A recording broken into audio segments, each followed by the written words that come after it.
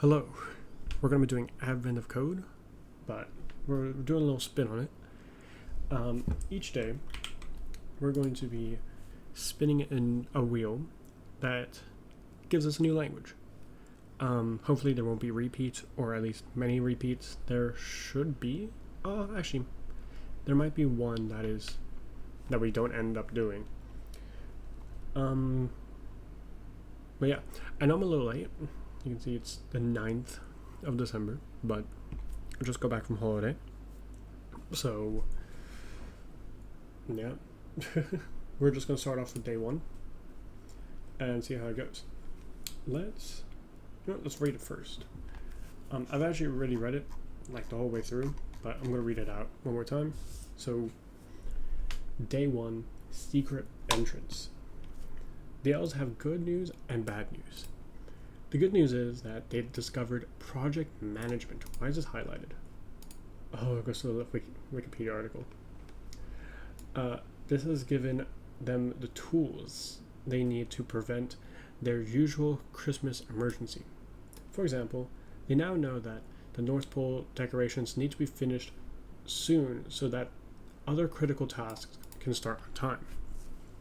The bad news is they've realized they have a different emergency. According to their resource planning, none of them have any time left to decorate the North Pole. To save Christmas, the elves need you to finish decorating the North Pole by December 12th. So I've got 3 days. Collect stars by solving puzzles. 2 puzzles will be made available on each day. Oh, right, part 1 and part 2s. And you get a gold star. Okay. You arrive at the secret entrance to the North Pole base, ready to start decorating. Unfortunately, the password seems to have been changed, so you can't get in. A document taped to the wall helpfully explains. Due to new security protocols, the password is locked in the safe below. Please see the attached document for the new combination. The safe has a dial with only an arrow on it. Around the dial are the numbers 0 through 99 in order. Okay. As you turn the dial, it makes a small click noise as it reaches each number. The attached document, your puzzle input, contains a sequence of rotations, 1 per line, which tell you how to open the safe. A rotation starts with an L or R, which indicates whether the rotation should be left towards the lower numbers or right towards the higher numbers. Then the rotation has a distance, which indicates how many clicks the dial should be rotated in that direction. So if the dial were pointing at 11, a rotation of R8 would cause the dial to point to L19. After that, a rotation of L19 would cause it to point to 0. Because the dial is a circle, turning the dial left from 0 1 click makes it point at 99.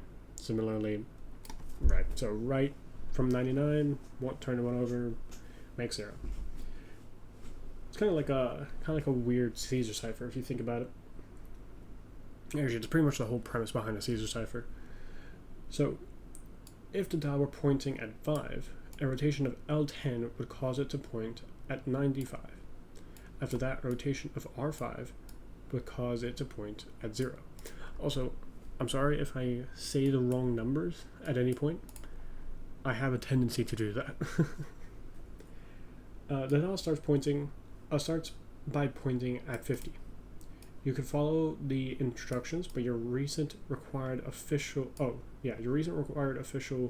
North Pole Secret Entrance Security Training Seminar taught you that the safe is actually a decoy. The actual password is the number of times the dial is left pointing at 0. When I first read this, I got really confused with the left pointing. It should have just been whenever it is on 0, the number of times. Yeah. So the number of times the dial is left pointing at 0 after any rotation in the sequence. For example, suppose the attached document contained the following rotations. Right. Following these rotations would cause the dial to move as follows. So it starts at 50, L68 would make it point at 82, and then 30 to the left what causes 52, then that, make it to 0, so that's one time. Bring it over, bring it back down, bring it over, bring it back down, what causes it to be 0 again. Over, back down, another time will be 0, so we've got 3 zeros, and that's it. Because the dial points at 0 a total of 3 times during the process, the password in this example is 3. Analyze the rotations in your document. What's the actual password? So we'll get this puzzle input, but first we need to choose a language. So let me talk more about this. Here are just some languages. I don't know which other languages to put. These are just some languages that I was like, you know what, maybe I can try them.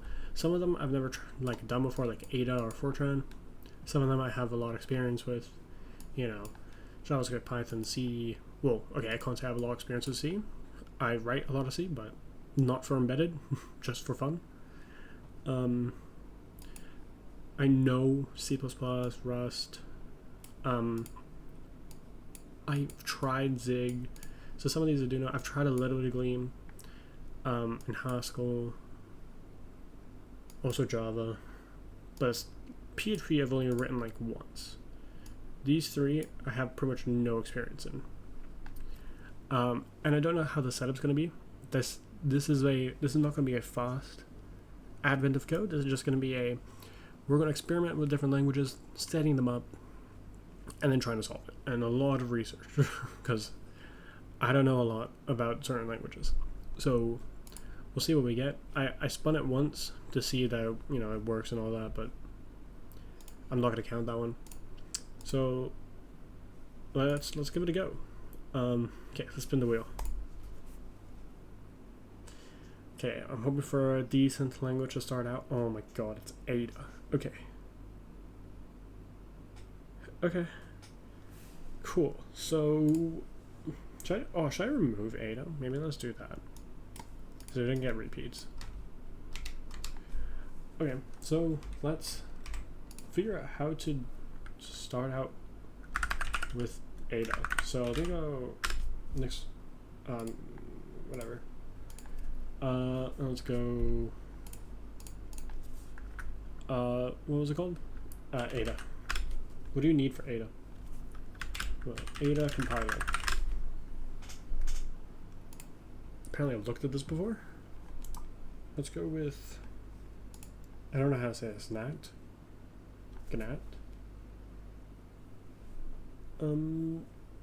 Yeah, let's just see if this works. So I've got a little thing set up, just a very simple flake. I don't even know if these are really called flakes, if it's just for what I'm doing. But whatever. Let's see. So 15 and yeah, let's see. So let me go over here.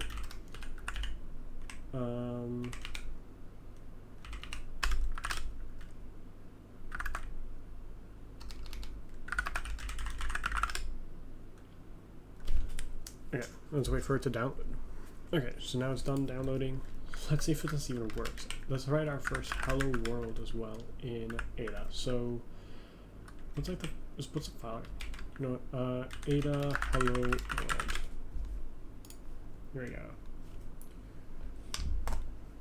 I don't know what that is, but what is I don't want any of that. I just want to.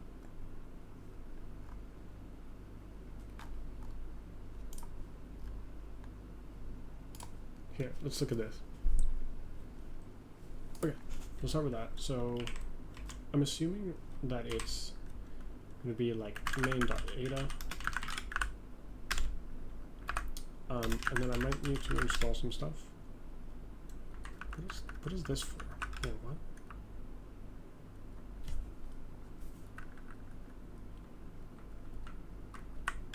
I don't remember installing that, but okay. Just something for Ada. Ada language server. Yeah, let's try it. May will work. Install Ada. No C compiler found. Lovely. Okay, well, what I can do maybe is go into here and do Clang. Next, develop this. Hopefully it doesn't take too long. Okay. Okay. Now let's try this again. Go back into here. We'll go ts install Ada. Okay, easy as that. I'm also now going to remove Clang because I don't want it. And let's do exit, next develop. Cool. Let's see how this goes. So with Ada dot, okay, me. Okay, looks like I'm not gonna get my my autocomplete.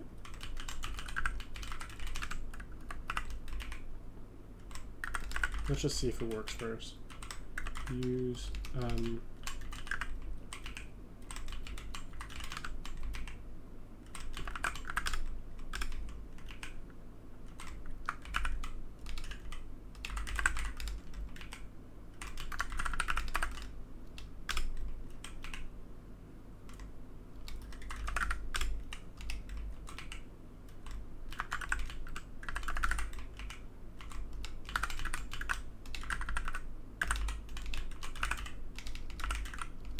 oh my god, can I type? There we go.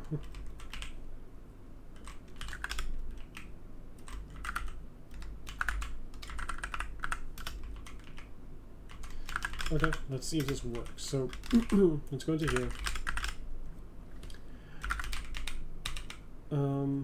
Let's run this and let's see what we can get. So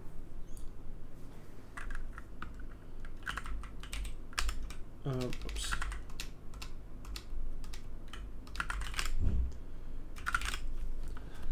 Okay, so this has interesting. Okay, I'm guessing it's gonna be this one. Let's just maybe follow this.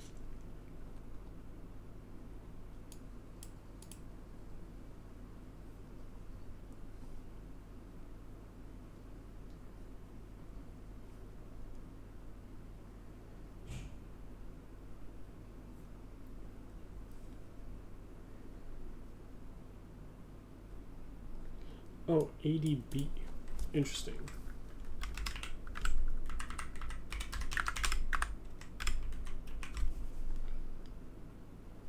So I have to first compile it with GCC, which I had Clang, so I can probably use Clang. Let's exit out and next develop it.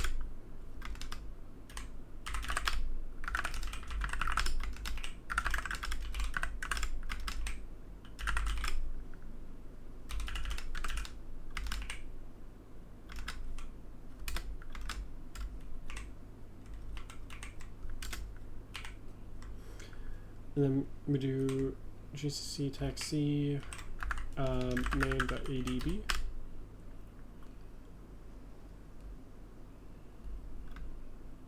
Oh, what?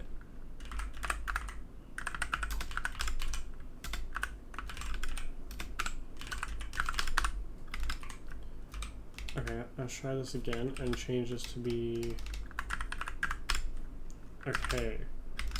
So what did this generate? So we've got an ALI. I'm guessing this is like, oh, like metadata or something. And then we've got our object file. Okay. And then now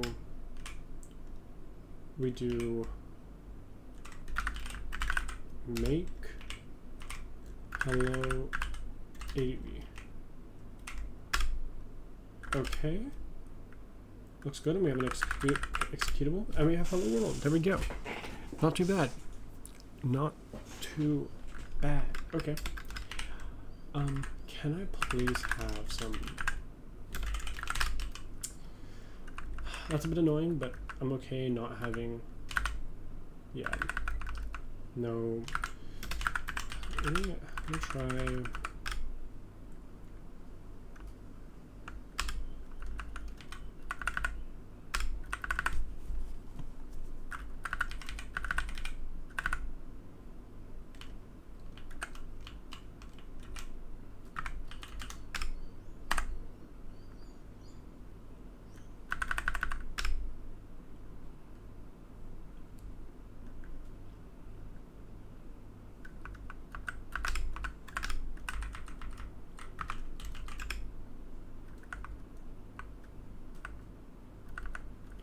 Okay, so it's been installed.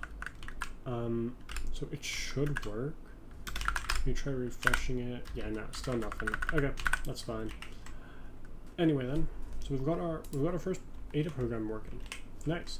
So let's get on to this. I'm just gonna copy and paste this and do I should also make a do a make file, but I'll make file.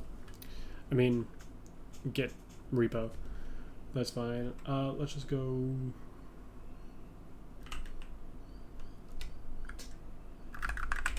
txt whatever.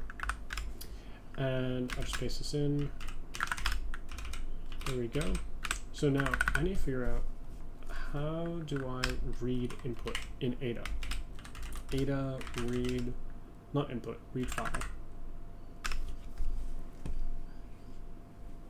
I don't want to use AI, but let me see because I don't know anything about AI. About Ada.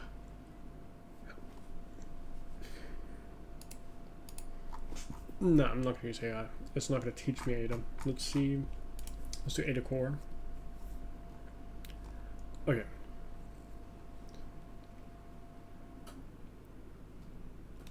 Oh, that's interesting. Put line and oh, wait. That's kind of wait. Can I see like Ada put line?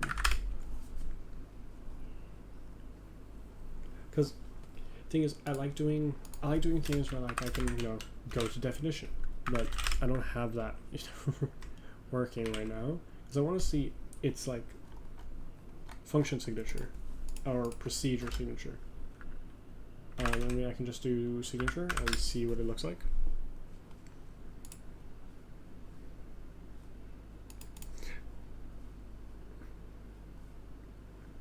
It can also be overloaded to take up. I did not know that Ada has function overloading or procedure overloading. That's really cool. That is very. Oh, and I can run this. Okay, that's cool. Okay, here's files. No, is this? It is. This is creating a file. We're putting a file, and we're giving. That's cool. And then we close the file. Open the file while not end of file f loop get line. And then what do we do with this get line? What does this do? Oh, we print it out. Okay. How do I save this to like a string or something?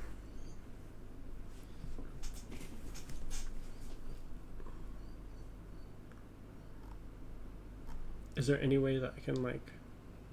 Well, I guess I don't even need to do that. I can just iterate out, like loop over it and then work on it. Yeah, that should be okay. So let's do this first. Let's try and actually get this to work. So in here, I need to say, so we can do F. Apparently it's standard to do that. And then we have file type. And then we have, okay. I'm not going to do the file name because that's not important. I want to create a file. I just want to read the file. So we want to do an open file. Oh, yeah. Wait.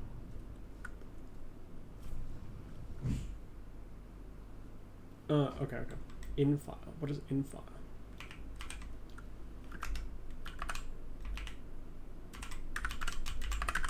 Okay, in file and then a file name. Let's say, what was it? Input.txt, right? And does it need a? Yeah, it does. Okay, while not end of file f loop. And let me do the end loop at the bottom here. Okay, and then let's just do this put line get line. Also, I don't know why it's like standard, or I don't know if that's the right word, standard, like common practice to put a space between the function or the procedure name and the bracket. but I'm gonna stick to convention, so we'll do that. I need more to close out of the file. Okay, cool. Close F. Is that all I need to do? Cool. Cool. Okay.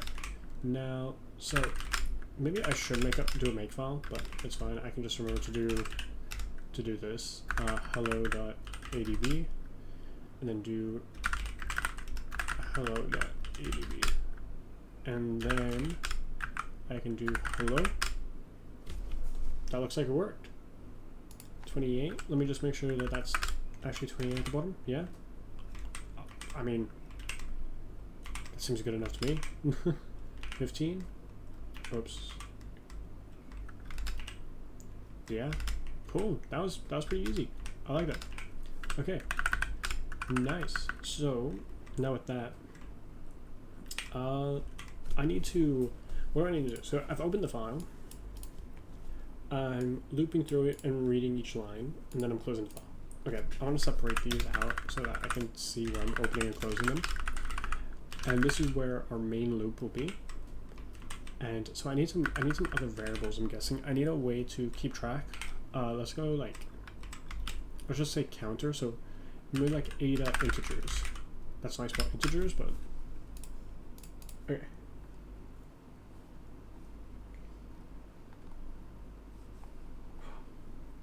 Oh, wait, that's super cool. I remember Ada has a thing where you can say is range, and that is such a cool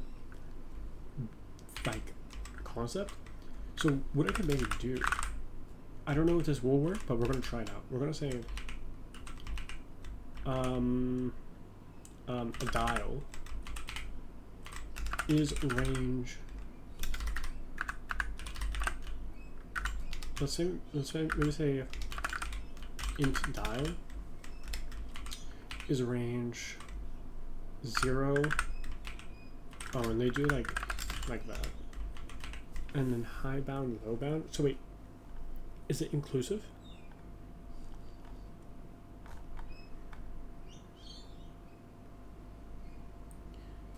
Oh, okay, that's not really what I want to do then. But that's actually so cool that Ada can do that. A nice feature of Ada is that you can define your own integer types based on the requirements of your program. Okay, there's no magical built-in type in that regard, which is unlike most languages, and arguably very elegant. That is really cool. That is really cool. So there is no all integers are ranges, is what I'm hearing.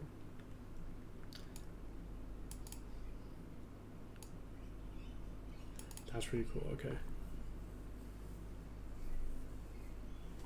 Okay, I like that. I actually kind of like that. So we can I accept an overflow? Like Ada overflow integer.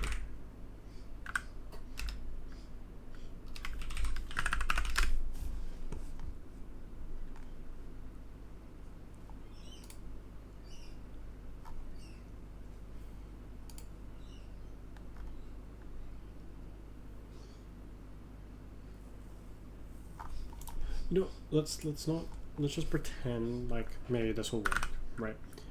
And then we'll see what to do after that. So,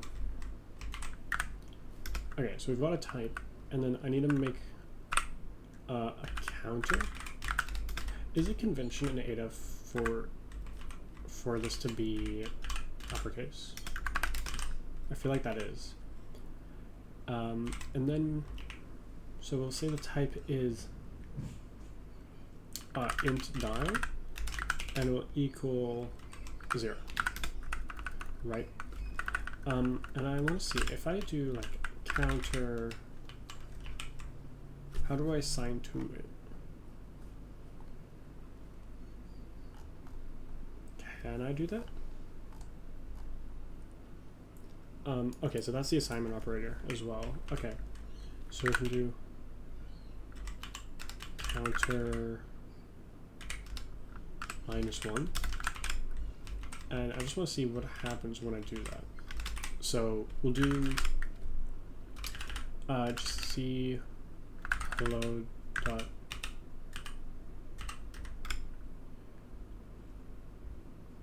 Oh, okay.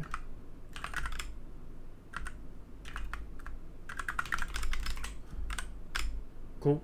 Nice. And then interesting. And yeah, raised constraint error. Range check failed. So it doesn't silent error. How do I allow an overflow or underflow?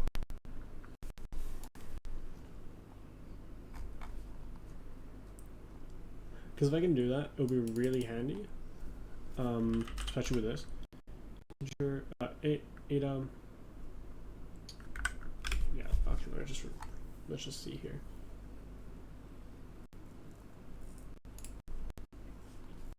This isn't Rust though. I don't want Rust.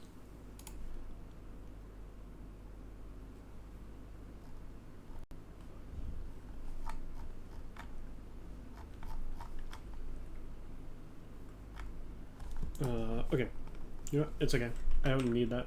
That's fine. So, actually, this is not right. The counter isn't part of the dial, so it can be a massive number. Does Ada have like a default integers? Like Ada integer types, or is it only ranges?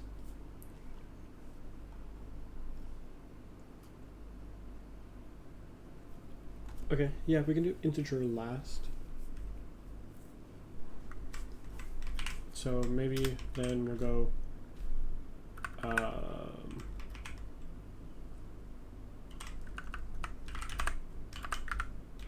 I can just do integer. I think that will be fine. Oh, well, wait, no. Here, this, then this, and then cool. Yeah, seems to be fine. Okay, I'm happy with that then. What is integer last? And how what is the syntax? Why is there an apostrophe?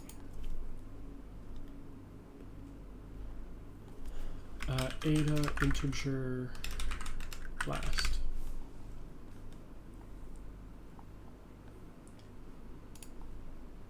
Can I know the actual type?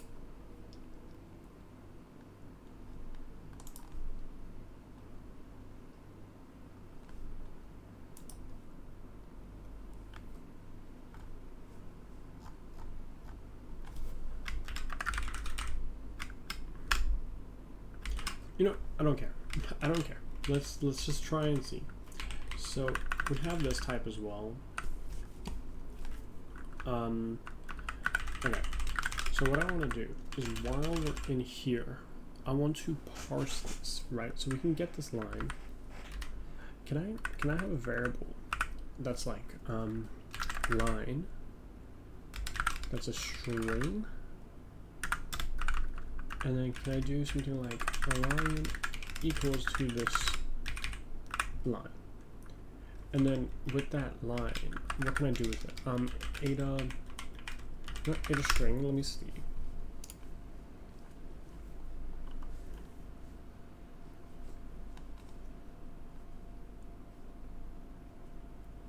Whoa, what's this? I want to see what S is.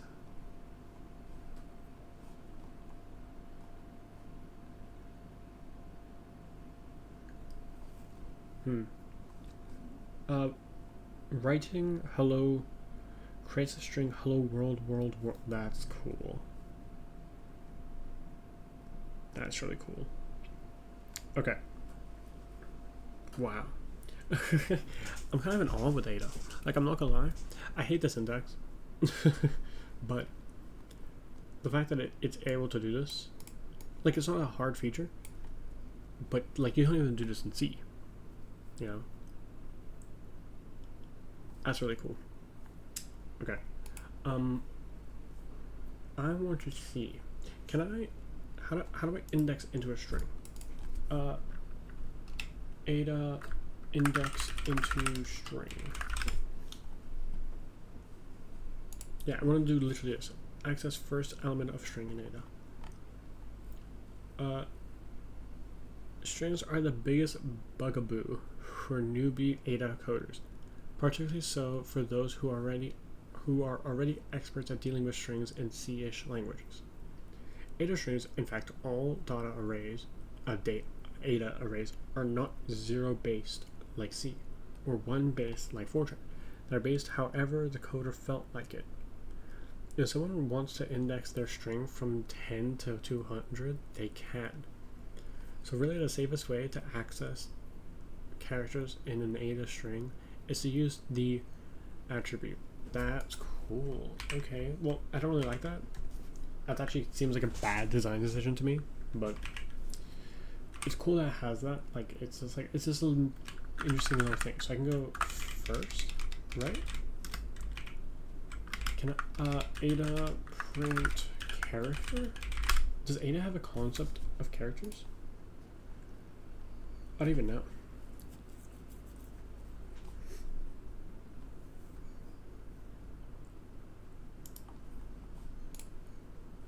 Okay, it does. And you can just do put. Cool. Okay. Yeah. Okay. So we can just do put. And then we probably do want a new line. So wait, what was the new line thing? Can I just do new underscore line like that? Oh, do you not need to call functions? You know, let's see what this does first. So we'll go and run out. Oh, here we go. So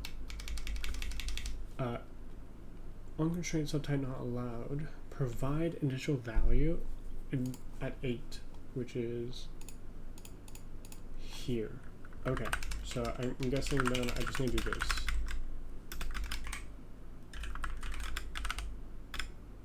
this. No candidate interpretations match the actuals. Missing argument for parameter item in call to put. Found type standard integer. Expected type string. Huh?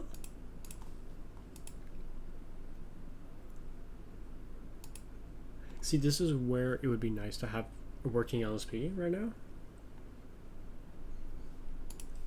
So what do you mean?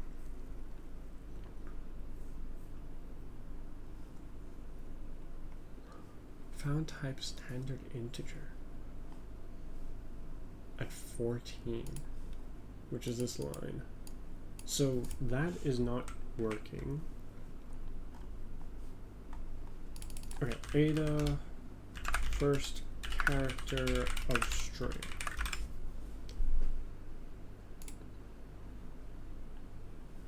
Capitalized? Does that matter?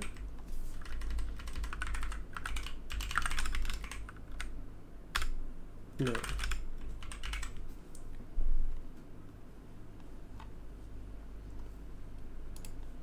Okay, let's see this. Character literals. Got you, it makes sense. String literals. Put line. Oh, wait, how do they print this? Interesting. Okay. I guess I could maybe do that then, right? If I can do, because I don't know if it's the call that's messing up, but what we can do is put line and then append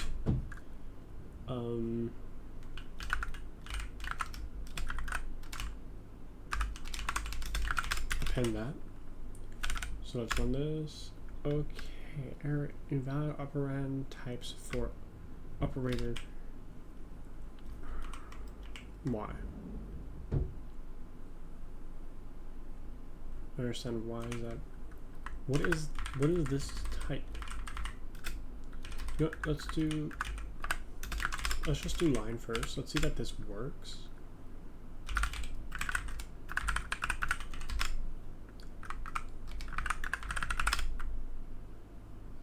What?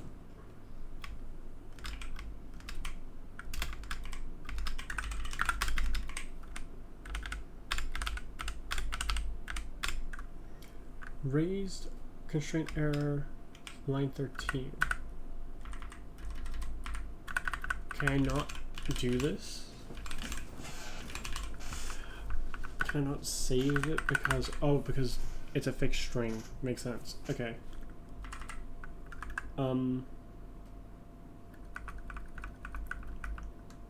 And I'm guessing you can't just make variables in Ada. Like, I can't just go like this and do string like that. I'm gonna try it though. Yeah. So I can't do that. Makes sense. So how would I do this?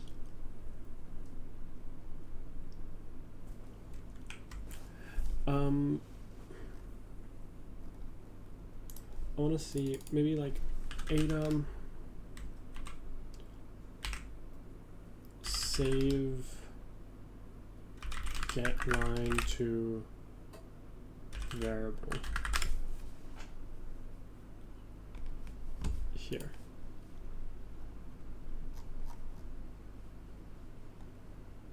Ugh, too much.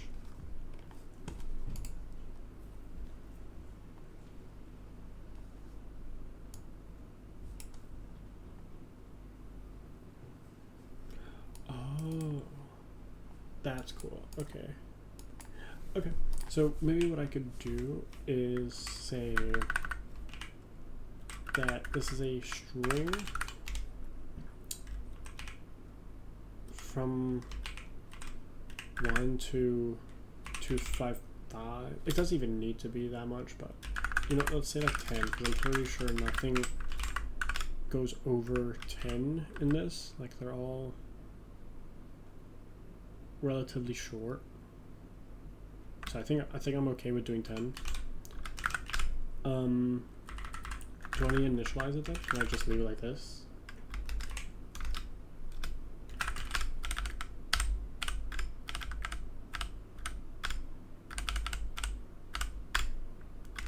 Length check failed. Line 13.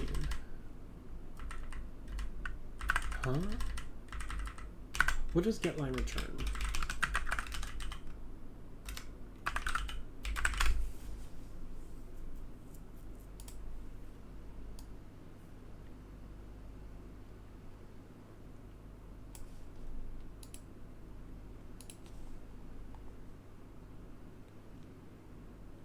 That's really cool. Ada has in and out parameters.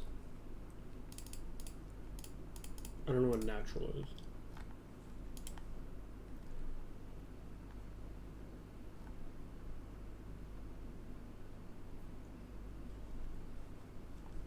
Okay.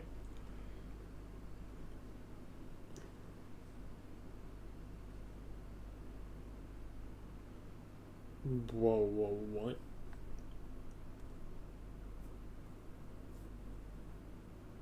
Wait, what? I'm so confused. So, if I want to do that, I need to go into a declare block.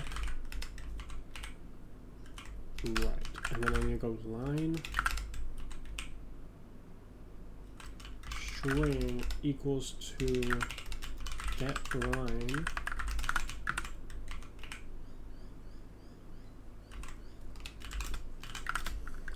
and then what? Do I need an end block, right? Is that right?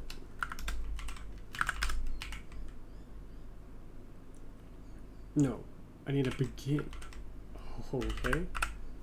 So begin and then do end.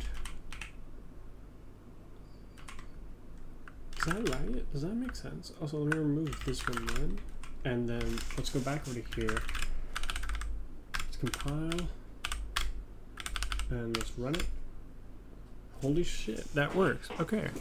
That's interesting. So you need to set up a declare where I'm guessing this now is saying, hey, this variable only lives for this duration. So it's a scope. It's literally just a scope. But it's such a weird scope. I'm guessing you can also declare multiple things. That's weird. I don't really like that. I wish I could just make my variable without doing all this. But okay, that's fine. Okay, and now I want to do this. I want to see first. Yeah, I just want to see, does that work? No. Invalid operands. Okay, so I'm guessing because it's a string and a character, it doesn't want to do that. Can I then do the put and remove this, and then do new line. What does it say? So this is the same issue that was happening before. Missing argument for item. Okay. Ada print string. Oh, character. Yeah.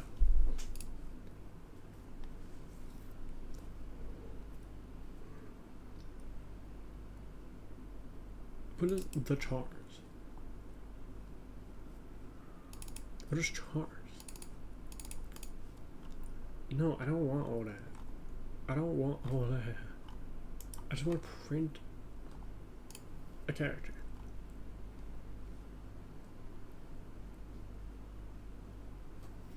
It says that, like, AI says I can do this, but clearly I can't, right? Like, okay. Let's try this. Let's try and just do, let's go back to put line. And let's try this out. So it has a put line char, let's do that, and B, just cause, right? And let's compile this, and that works. Why does that work? Is it because it's compiled to unknown or something? Why does that one work, but doing first doesn't work?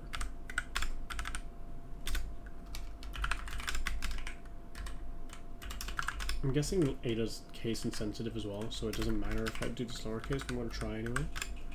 Yeah. Okay, Ada.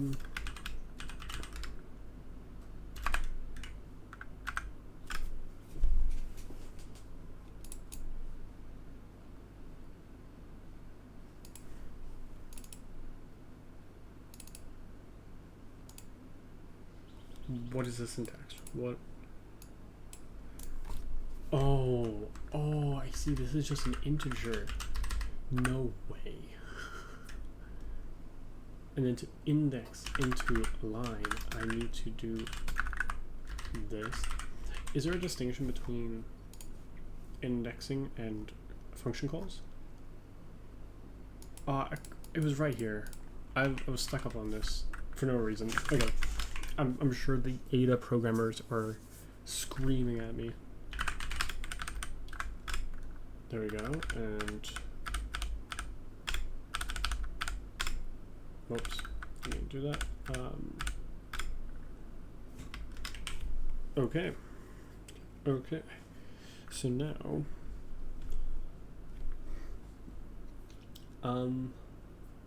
could I also then just do this? Can I just do?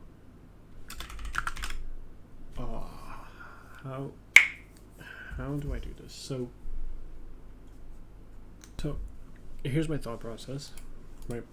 In something like C, what I would do is I'd have this line, right? And then I could just do this to get out the substring, right? I would just do that.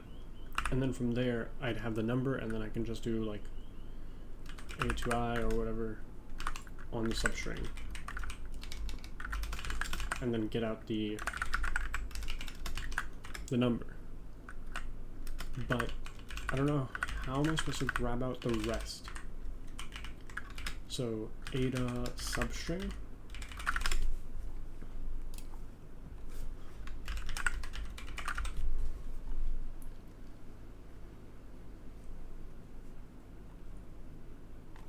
A show find substring. So this one's talking about substrings. Image. See. What is all this? What am... Okay. Operations on standard fixed length strings are available in Ada strings fixed package. As mentioned previously, standard strings are arrays of elements of character type with a fixed length. That's why this child package is called fixed. Okay. One of the simplest operations provided is counting the number of substrings available in a string and finding that. So that's not the thing that I want to do. I don't want to find the number of substrings. I want to just get a substring.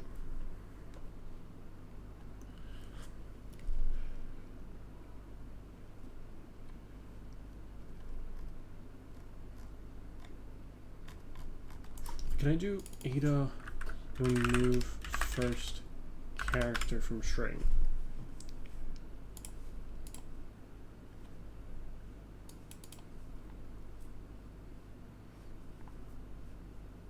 So you can't do that though.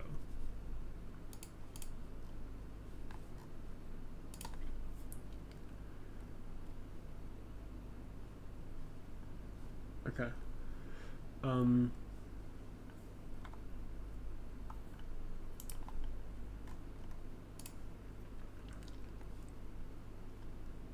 That's not what I want.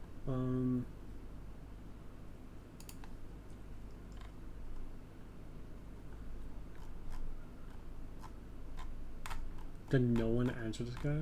Oh no, this is the answer.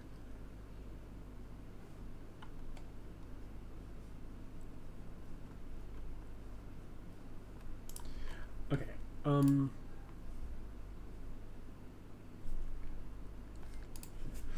So let me try this. Let's try and do numbers. Will be a string that is equal to line. Can I provide a range? Line first plus 1 to line last. Does that work? Let's see. Let's try it, you know? Let's compile it. And it compiles. And it compiles. Okay, interesting. Wait, that's kind of cool. Ada has slices, pretty much. Okay, and can I put line the numbers?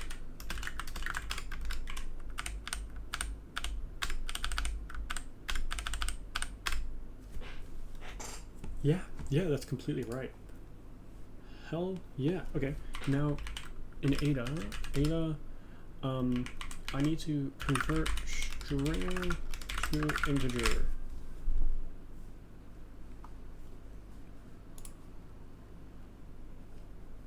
The value, integer value. That's also really cool.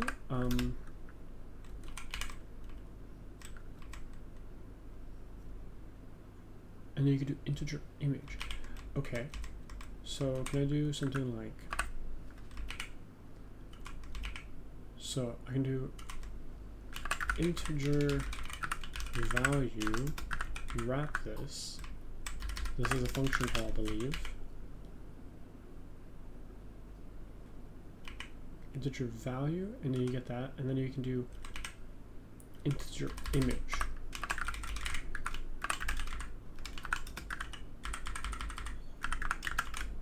Does this work? I know it will just basically print it out as a string then, but if it works, it means that it has converted it. Yeah. It has a space at the front, but honestly, that should be fine. So we've got an integer now. Okay. So now we've got. Wait. So then I can just do this all in one go. I can convert. So I use string numbers, and then I can do numbers, which would be an integer that equals to integer value numbers, right? And then with these numbers, I then need to, I also need to keep track of the position. So let's go position, and it'll be an integer that equals to 50, right? And then we need to do position plus if statements. I need to see if statements. Ada if statements. Okay, let's see what this looks like. Nope, I'm not looking at this kind of, like, the reason why I instantly left this is because I hate these kind of websites, because they won't give a like, I guess this is a good enough example, but not equal. Okay, I can kind of interpret it from there. Yeah, that's fine. Never mind. So if position plus, oh, but see, can I even do it like that? Because what if it overflows? Equals 100 or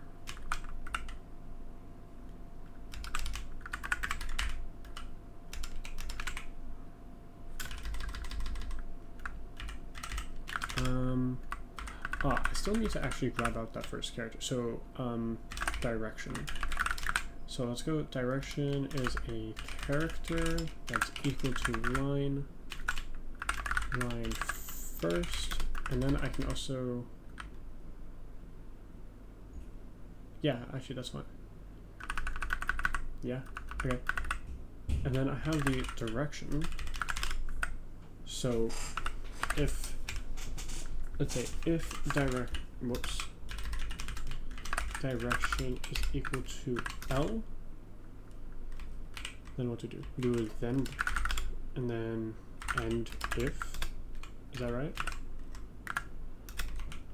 Do you need a? Yeah, you do. So then we're gonna check. We can do this at the same time then. Hey, actually, let's just go num is an integer that equals to 0, and we'll do num equals position minus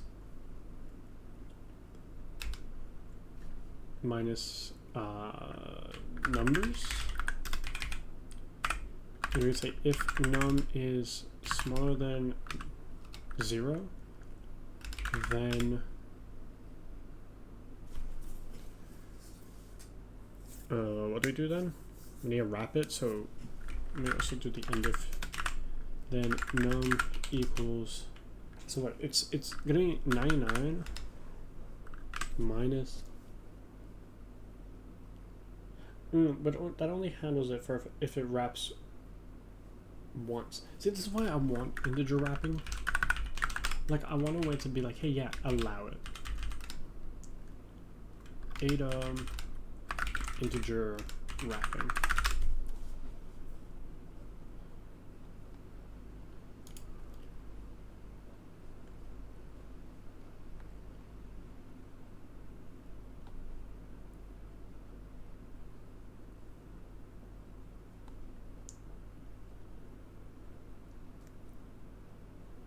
Oh, is that how you do comments in here?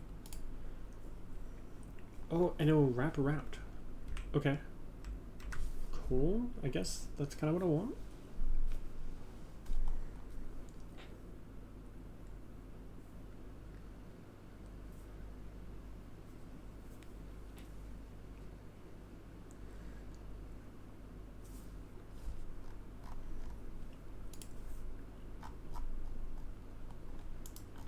Because I don't have to deal with all that. I'd rather it just wrap.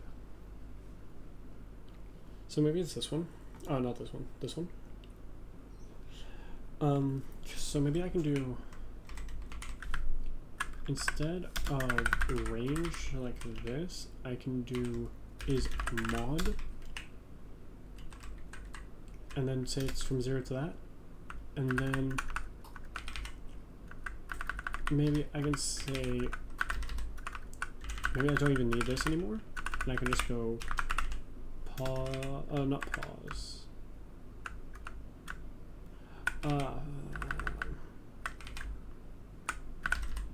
This needs to be an int style.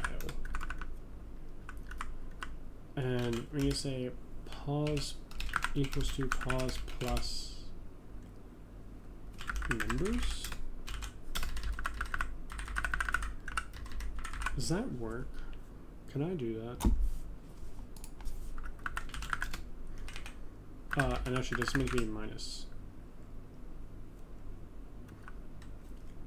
I also want to see, like, how you do else if statements. Oh, here.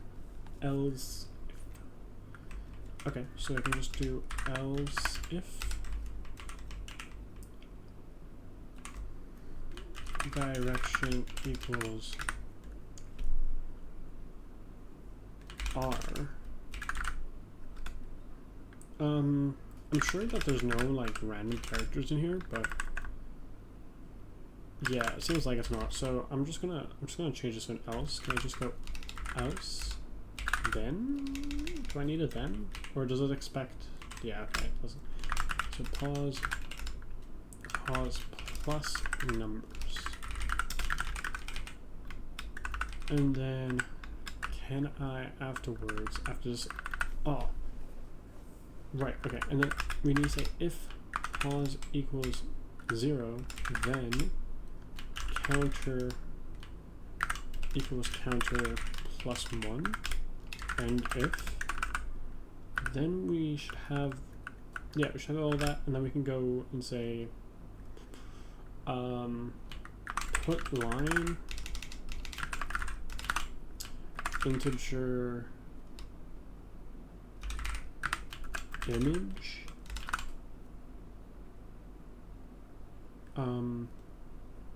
for counter. Is that right? And then let's try and build it. See if okay. Range not allowed for modular type. Oof.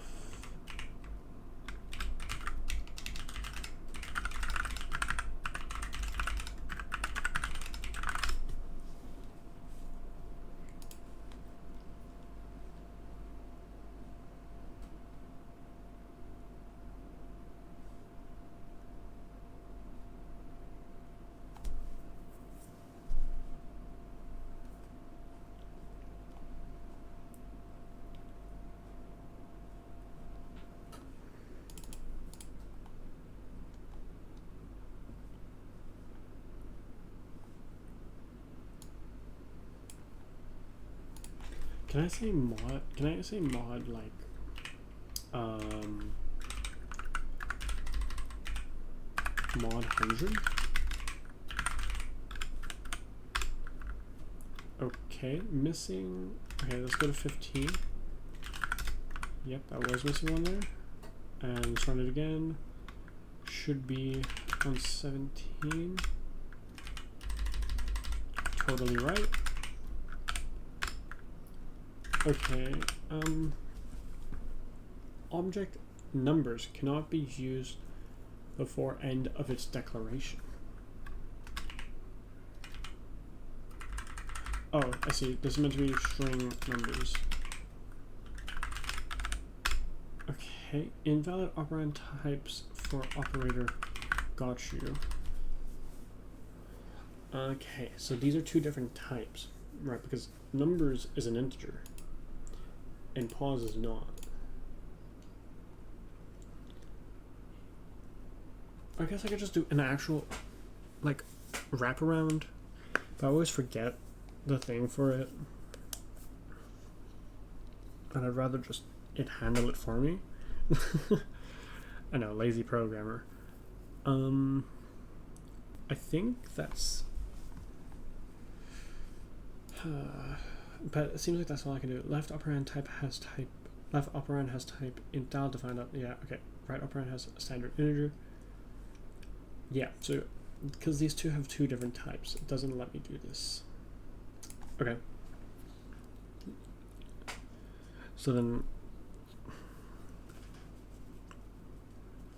can I do typecasting?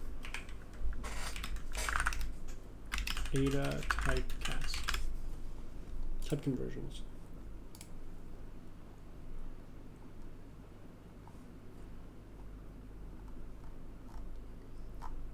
Just show me the syntax, man.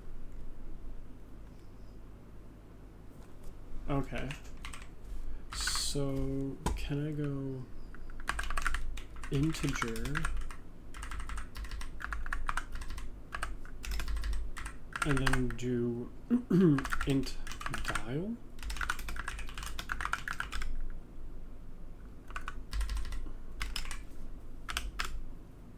Okay.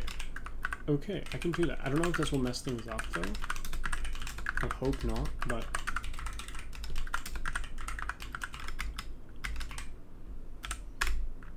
it compiles.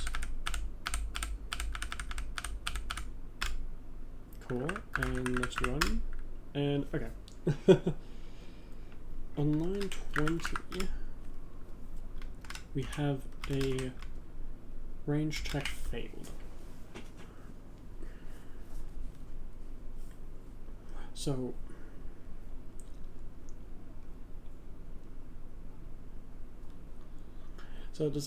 we're converting an int dial, which can be from 0 to 99, to this, to an integer. So it can be whatever number. Right. And then we're doing minus by numbers. Right. And then we're converting it back into an int dial. I don't understand why that doesn't want to work. Oh. Okay. Okay. So maybe then we don't do all this, and maybe we don't even do that. Just change this to an integer. Right. And then now we don't need to do all this. We can remove. Actually, we can remove all these brackets.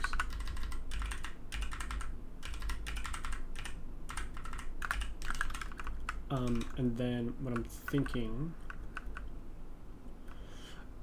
is we can do pause equals maybe we'll say if pause is bigger than 99, then and if then we do pause equals pause mod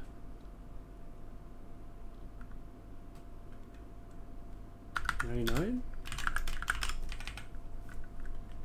maybe.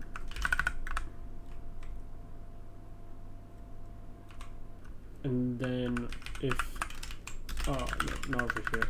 And then do if pause smaller than 0, then and if pause equal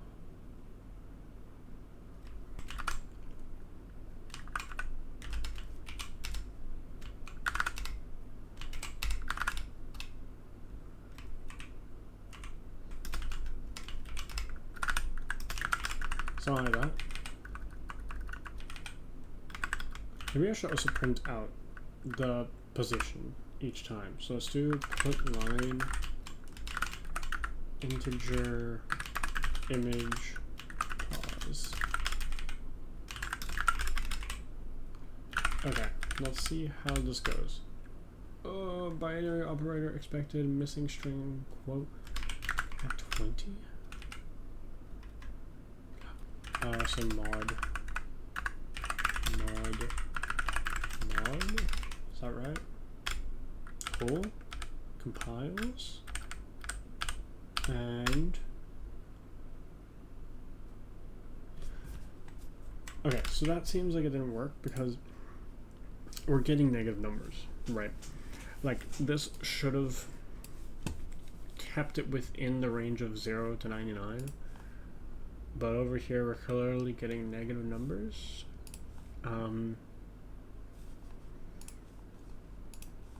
So that's fun.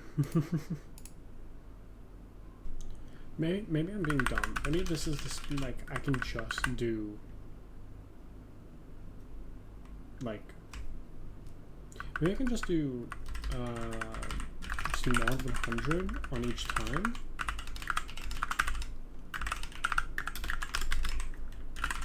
Let's see. No, we're still getting negative numbers though. Why?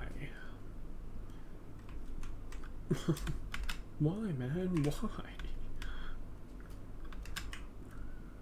I'm gonna also, let's do this. Else if direction equals to then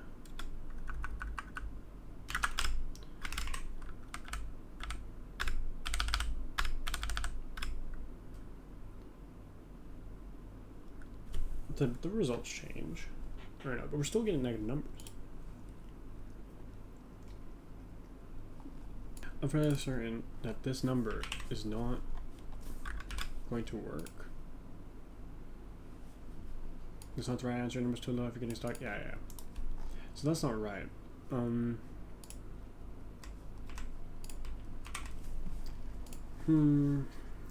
why is this the thing that screws me over? So if it goes over 99, right? I'm gonna mod it by 100. So if I do, oh wait, but if I do like 100, here I've pulled up a calculator on my phone. If I do mod 100, oh no, 100 mod 100, where's the mod? Where's the mod symbol? Mod 100? Is that mod or is that percent? This should be correct now. Wait, maybe I can just do this. Let's see. If I do take this number and mod 100 it, will that work?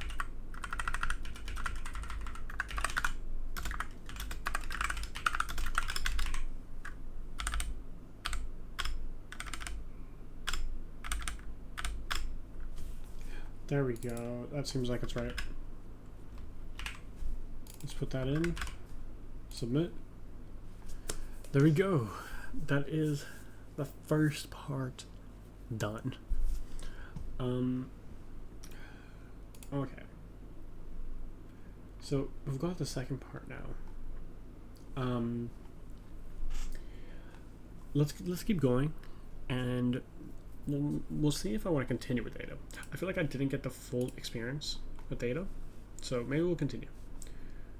But this is interesting. I kind of like this. I feel like I haven't taken full advantage of Ada. Like, this feels very, I don't know. Like, there's some things like this that's very nice. I don't know. Let's see. So, part 2. You're sure that that's the right password, but the door won't open.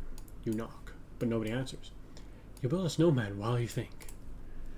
As you're rolling the snowballs for your snowman, you find another security document that must have fallen into the snow. Due to newer security protocols, please use password method. Okay, so this is hex. 43, 4C, 49, 43, 4B until further notice. You remember from the training seminar that method blah blah blah means you're actually supposed to count the number of times any click causes the dial to point at 0, regardless of whether it happens during a rotation or at the end of one. Wait, I don't even understand that. Following the same rotations as in the above example, the dial points at 0 a few extra anytime it passes by 0. It's not lands on, but anytime 0 is involved. Okay. So the dial has rotate L68 to point at 82. During this rotation, it points at 0 once. Okay. That shouldn't be too bad. Right, so what I'm thinking is all I have to do is just check if pause here. So we can do if pause minus numbers is smaller than 0, then and if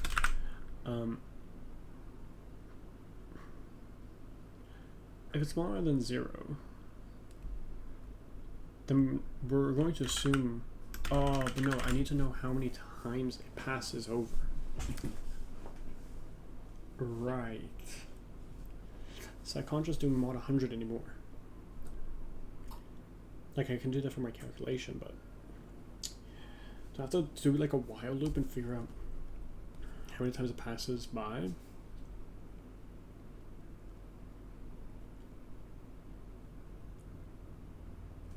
Okay, so maybe let's try this. What I'm thinking is I make a new function. Be careful, if the dial were pointing at a rotation like would cause the dial to point at 0 10 times before returning back to 50. Hey, no, that's not 50 factorial, come on. Using password method, what is the password? Okay. So what I'm thinking is, what is the difference between a function and procedure in Ada? I think it's like one returns and one doesn't. Functions return a value. Okay, so that's kind of what I want. That's it. That's all I wanted to know. Oh, they have that. I like that. C doesn't even have that. So what I'm thinking is we make a function. We'll call it like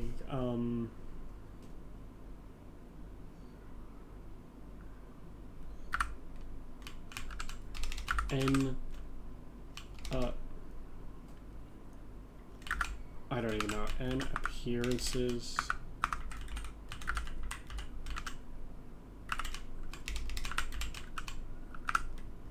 Is that a good name? Is that also how you spell appearances? I feel like I messed that up.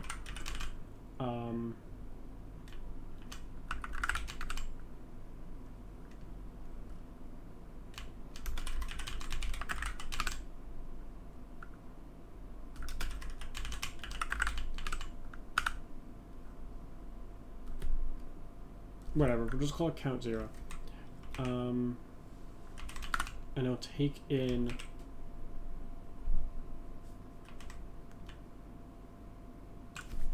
the position, and I'll take in the numbers, which are both integers. Oh, no. We do return first. Return integer is, and then we do begin and end. I need to do that. Oh, and count 0. Yeah. Okay. So. Okay, so what I need to do is. I also need to know which direction we're going in.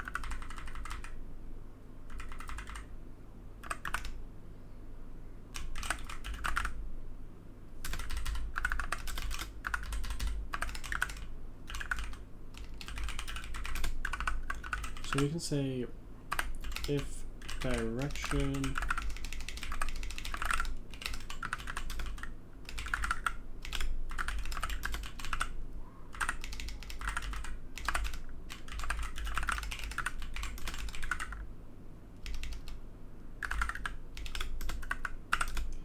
so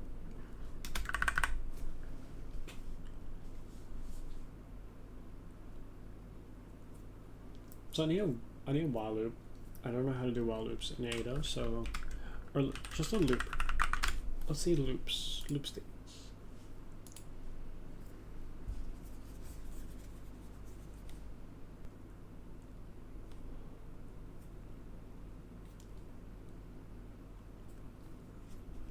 Okay, I guess we can do something like this. So we can say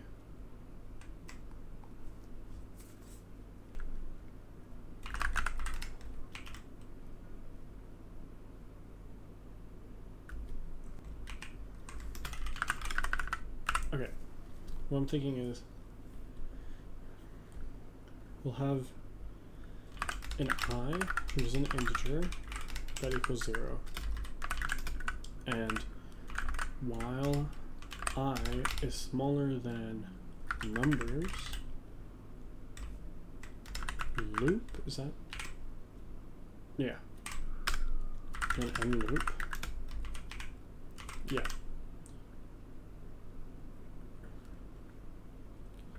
Then we can say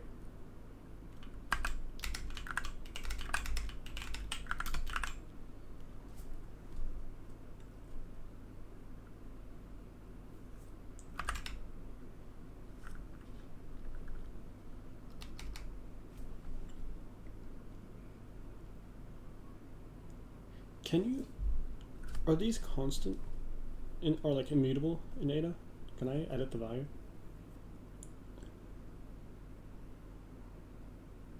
I don't even know. Is Ada passed by reference or passed by value?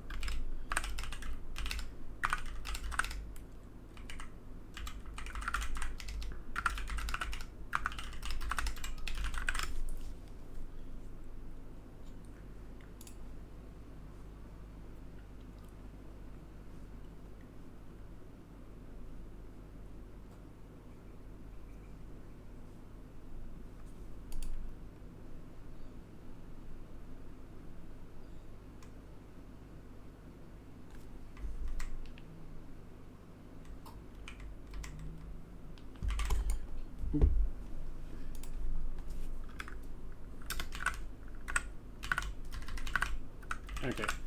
We'll see. So we'll do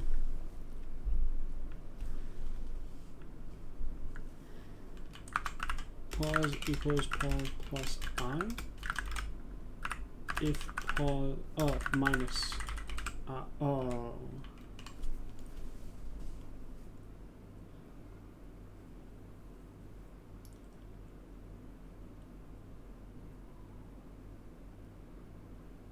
That's not how we do this.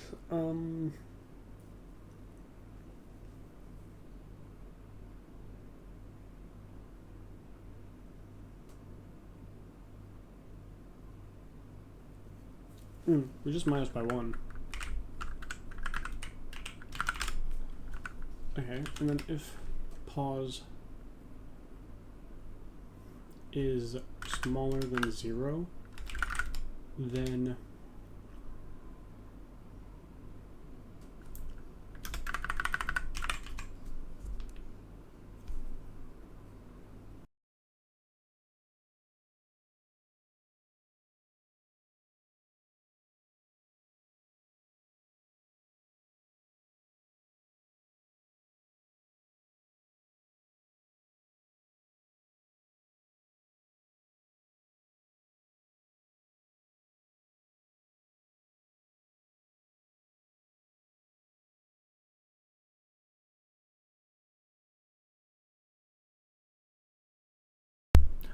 I just realized I've had my mic muted for a little bit. I think I've had my mic muted for this whole section, but so I'll quickly talk about it. So it's not even that complicated. It's just checking. We're decreasing the position by 1, saying if it's smaller than 0. If it is, and we add it to this because we've seen a 0. Actually, you know what we could do? We could just change this to equal to 0.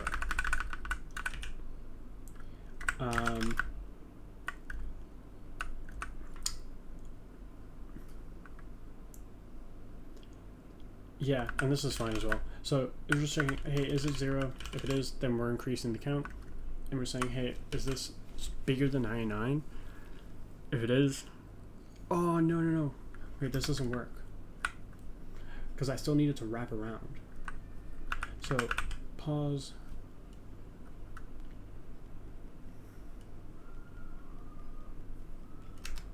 It needs to then equal.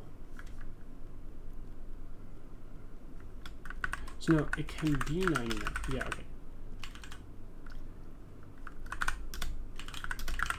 There we go. And then here we say if this is bigger than 99, we increase the count, then pause is now equal to 0. So this should be okay, I think. I don't know. We'll see how that goes. So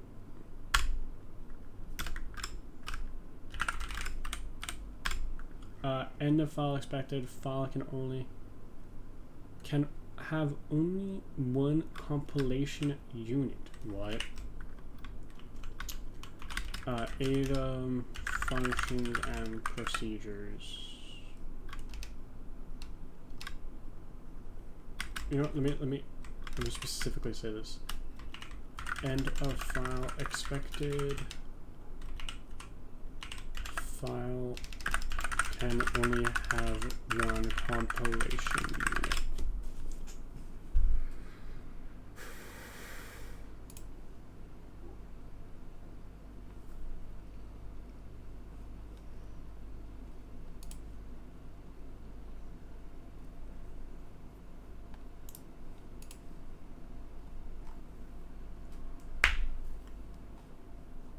No, I don't want to run two features in parallel. How do I? So what I'm guessing is, yeah, I can't have this because this. So I need a way. Okay, here, let me see like an Ada tutorial. Yeah, let's go with this one. Okay. Imperative programming. Yeah, cool. How can I have subprograms? Let's see this.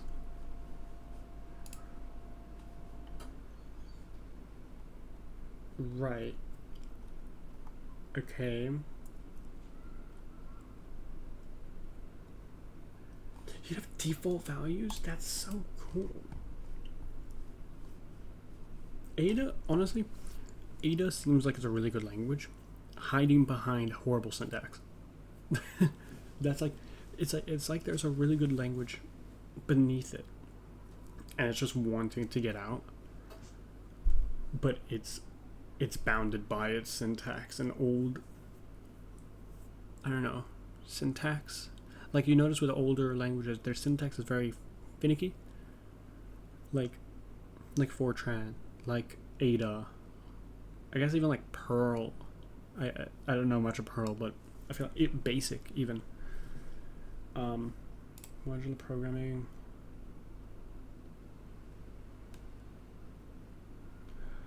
How do I just want to have two fucking things in one file. You have what? What do you mean object-oriented programming? What? Is that really object-oriented if it doesn't contain?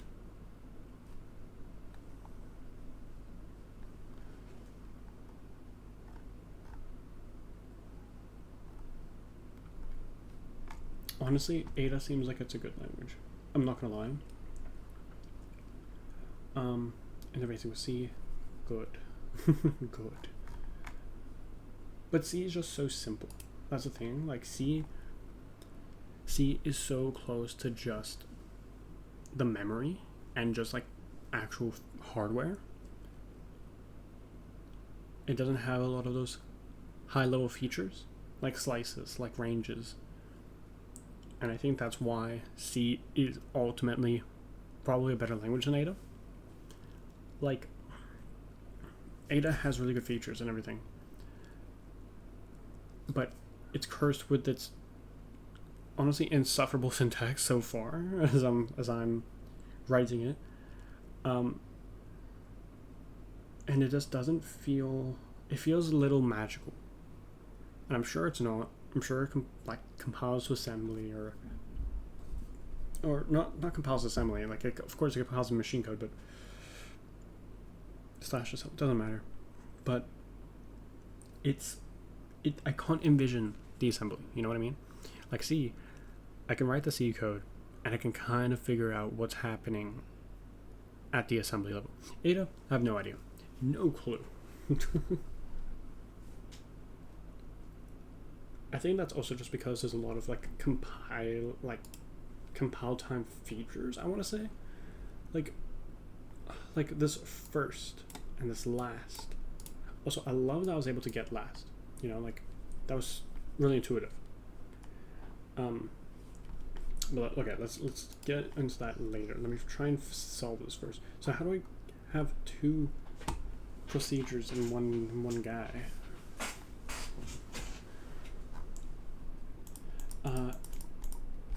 Ada multiple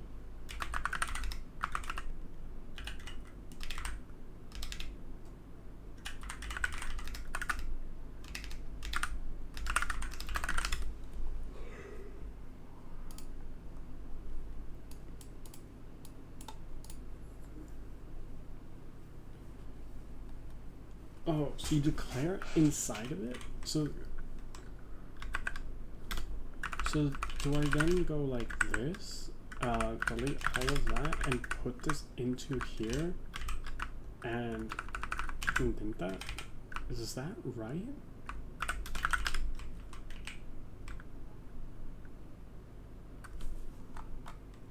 I don't know.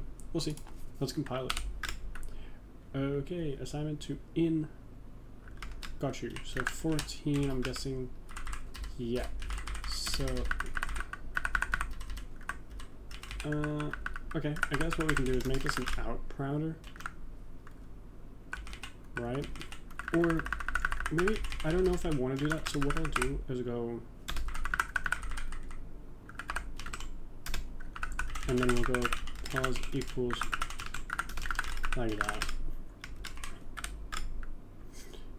Cannot end with under, what? What?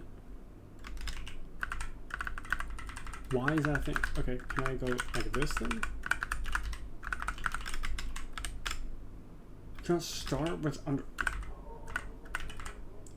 I don't like that. I don't like when a language forces you to use a certain naming kind of thing. Like in a sense I do agree, but something like this I don't.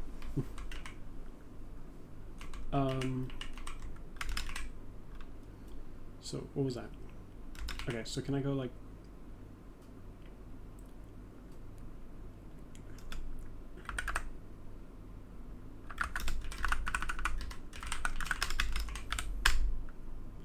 statement not allowed in declarative part? Really?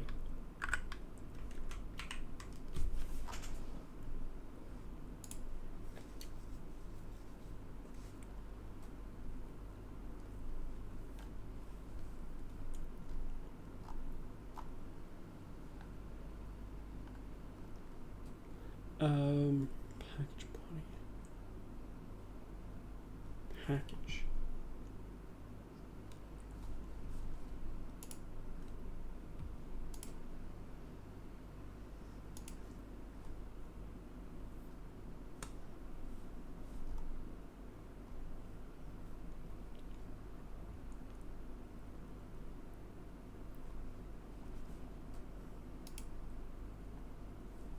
So I can't do functions,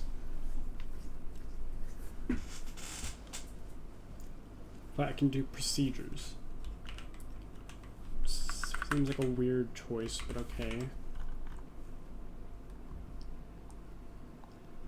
And I can do a package body. Oh, this is, okay, that is insufferable.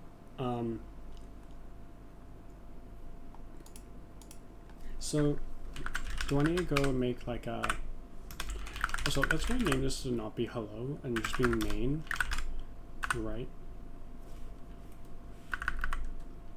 I'm going to delete all of these.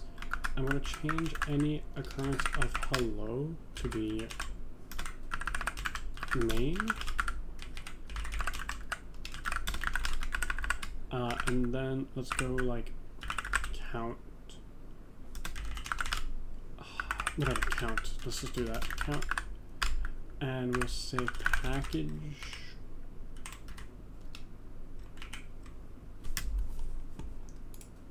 Oh, this is so annoying. Okay. Let's stick with this one first. So package body count is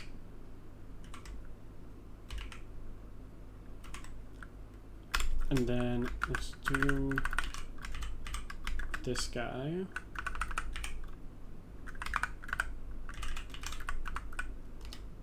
And then how do we end it? So just end count. Okay. And then can I go, and then I have to make a count.ads. Right. And I need to go and say package count is, and then I need to give the function declaration. And then I do end count. And I need to go back into here and grab this guy.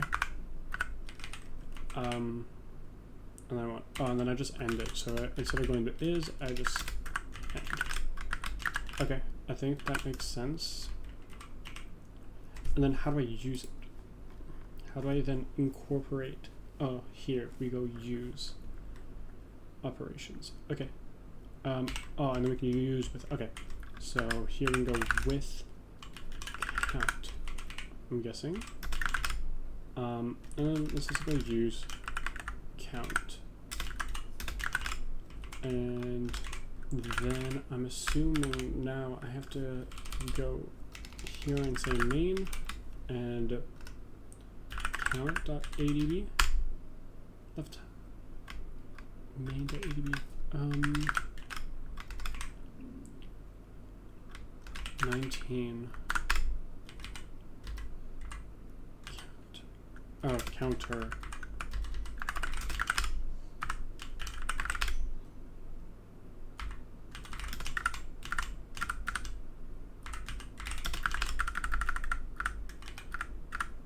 Yeah, that's fine. And then run that. Okay, statement not allowed and declared. What? What? Am I good? What is happening? How do I use functions?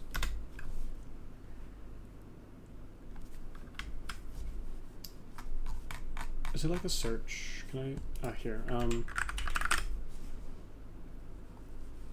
No, this is no. Okay, introduction. I just want to see. Okay, no. Okay, let's go imperative. Simple procedures. So anything that says function in here.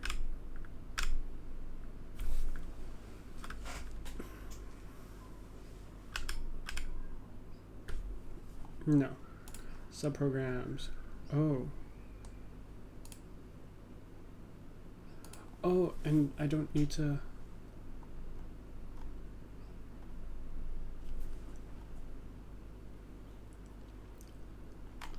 Increment by. Okay. So I don't need to do all of this. I can just go down like this, and say for here, I'm guessing I can just go like this. Is that all I need to do? ADS, and then here.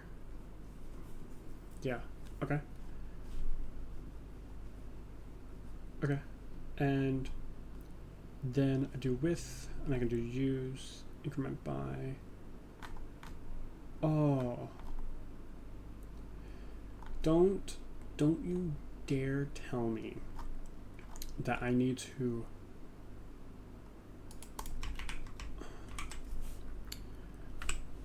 okay, let me see how this goes first. Let's compile. Okay.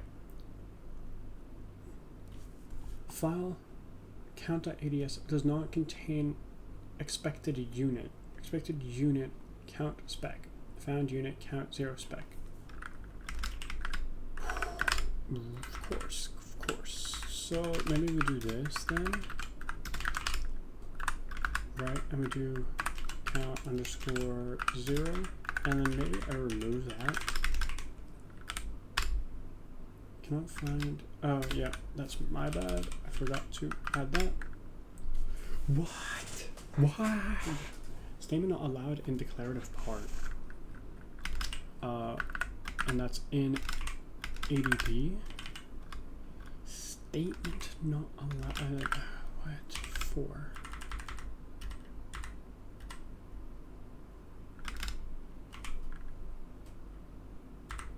Why can't I do that?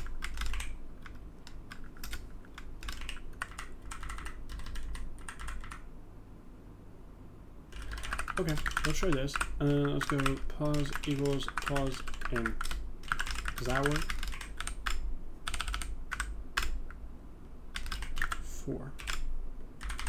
Why? What? Am I not?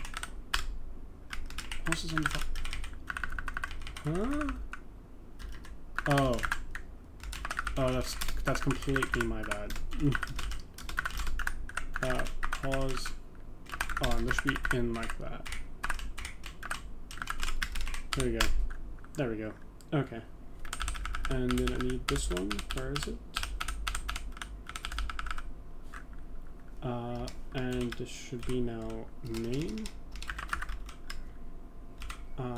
And count underscore 0.adb. And then we do main. And let's just try it. Let's try it. Let's see if that works. Submit. That's not the right answer. Your answer is too high. Okay.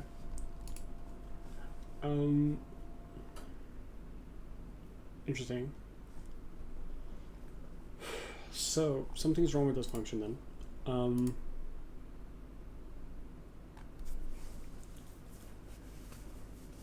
You know what I want to try and see? I want to see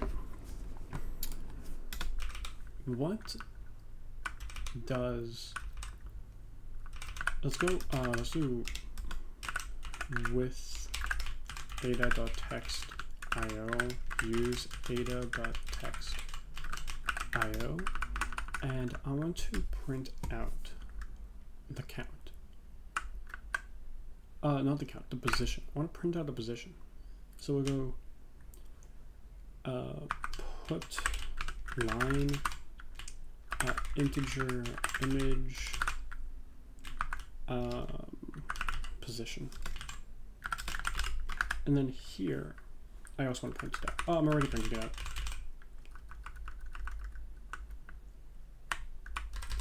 Let's maybe append like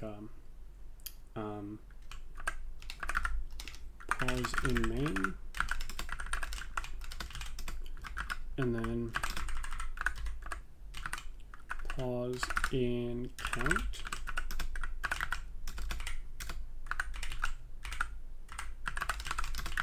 And then here we will go just answer.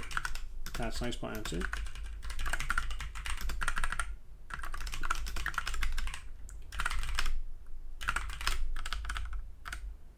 So let's run this. Let's run that. Let's run that. Cool. So 45, 22. It's interesting that, no, it's not that interesting, actually, never mind. I'm going to scroll as high up as it lets me, which is here. So there's 0 and 64. There's 64 and 0. Yeah, 64 and 0. Pause 0 and, wait, huh?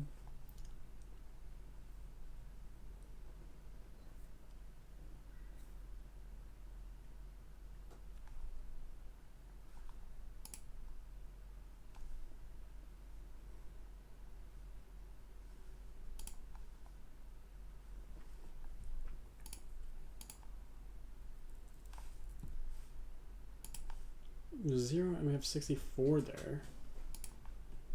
But why?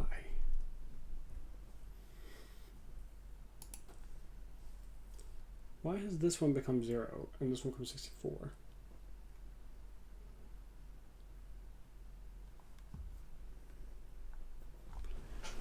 Am I okay? What's happening? This should already be 64 then, no?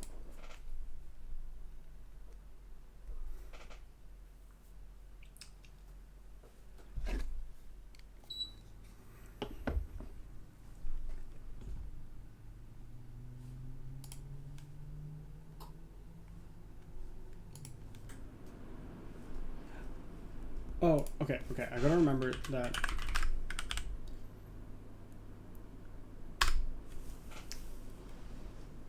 Yeah, so it's going to be this one first. Right. So I just want to make sure that they're lined up. Okay, so let me again do this. Yeah, so we're not going to look at this one. We want to look at this one. Right, so this is 0 and 0. Is there any time where they're not the same? They should always be the same, right? Because one of them is only doing through this. But I don't know. So with this, and these two are not correlated, neither are these two. So the fact that these look like they're matching up is a good sign, right? Like this is 35, this is 35, 63, 63, 48, 48, 22, 22. 51, 51, yeah, they all match up. So something's wrong with the actual count, then, I'm assuming.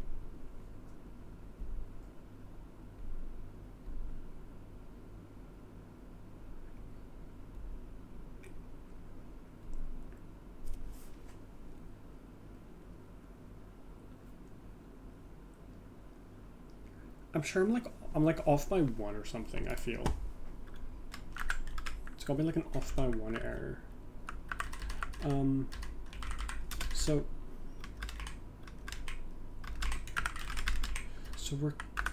we're seeing while I is small. Oh, yeah, no, that's right. That's right. While I is smaller than numbers, we're going to decrement this. We're incrementing this one. Okay. If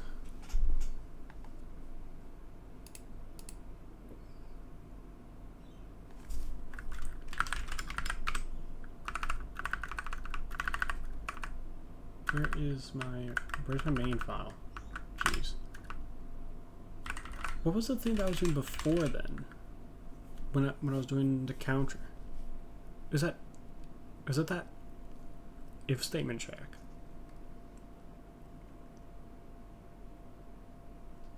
No, that's over here.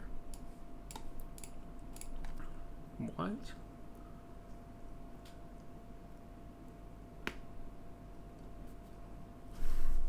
I'm so confused. Why? Where would it be dying? Where would it be wrong?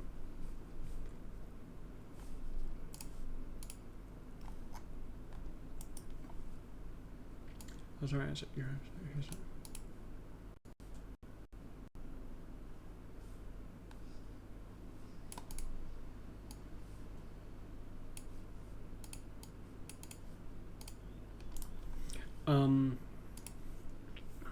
Okay.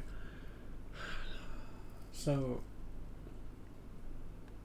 before we got it right, when we born to it, let me make sure. Here, I want to do this.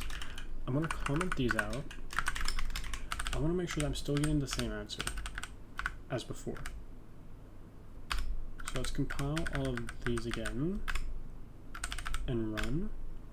We're getting 1089, which is right, 1089.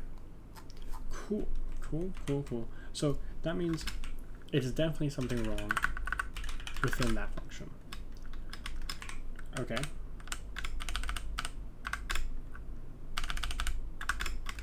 So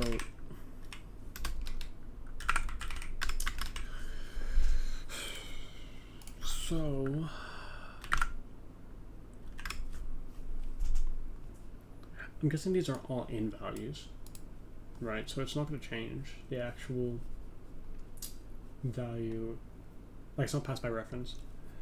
So we've got the count, we've got an I, right? We're saying if direction is equal to L, then we go into a while loop and we say while I is smaller than numbers, we loop position equals to position minus 1, right? If the position is smaller than 0, then we're going to increase the count because we saw a 0. To be fair, maybe we just make this be No, no, no. Because 0 is valid. Oh, wait, you know what I'm going to do? I'm also just going to say if position is equal to 0, then count is equal to +1. And then end if. And then we're going to remove that.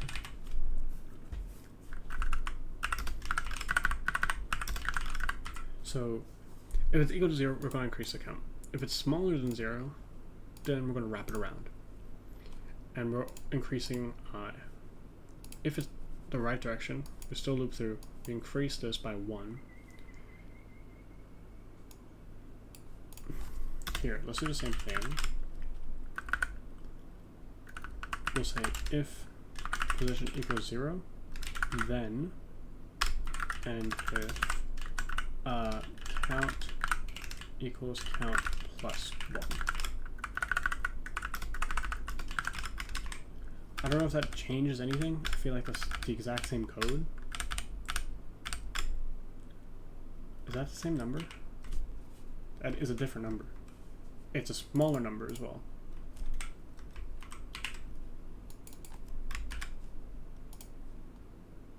Not right, too high. Okay. Okay. So it's still too high. Interesting.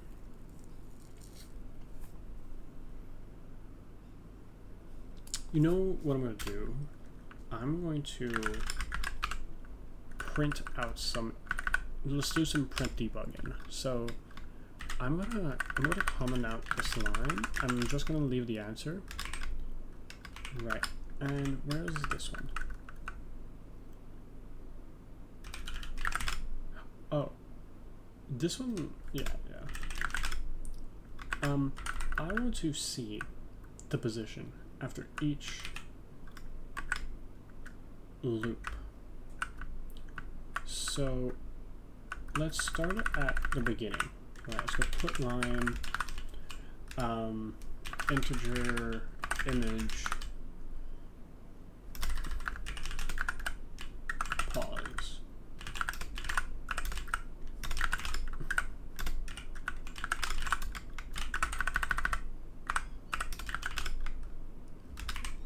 I want to see the values.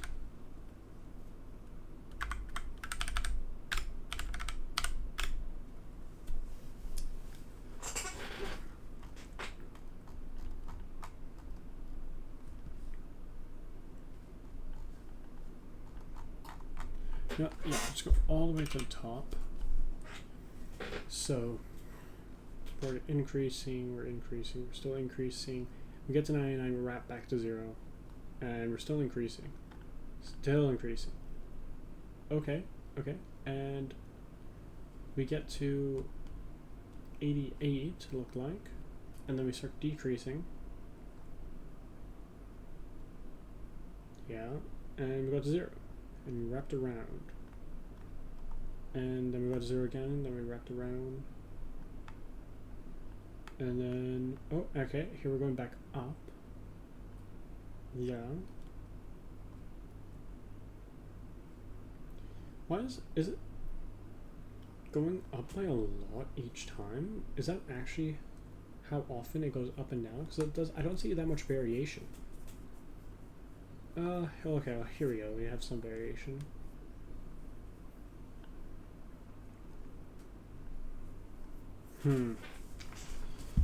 This is weird. Let me read it again. So, it points at 50, rotated 82. During this rotation, it points at 0 once. Right. Let me do some dummy values. Let's do those values. Literally, yeah. So, I'm gonna go into here. I'm going to you know what, let's just go dummy.txt, and in this dummy.txt we're going to use this.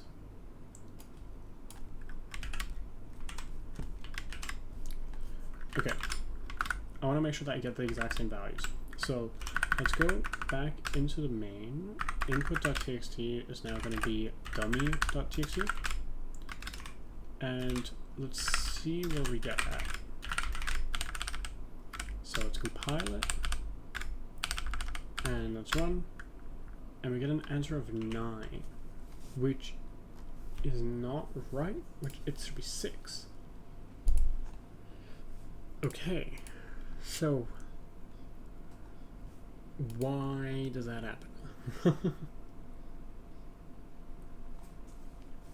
It's like tripled. No, sorry, it's just +3.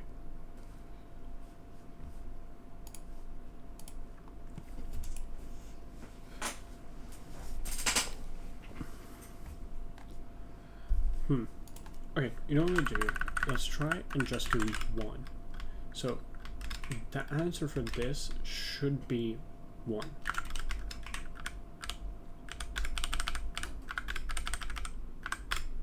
Yeah, okay, that's 1. Right, let me look at this. So this should still just be 1. I should make a makefile. Yeah, so I'm gonna quickly make a makefile. I don't know if I have make installed right now. Let's just do main and I also hate makefiles, but whatever. We need a main.adb and a count_0.adb. Oh, no, we don't need those. We need a main.o and a... No, it doesn't fucking matter. I can do this all in one go. And then we just do gcc taxc main.adb count_0.adb. Then we do make main.adb count_0.adb. And then that's it. And then I'll just do I'll just do a clean as well. And we'll do rm count ali count o main.ali main.o main. Make clean.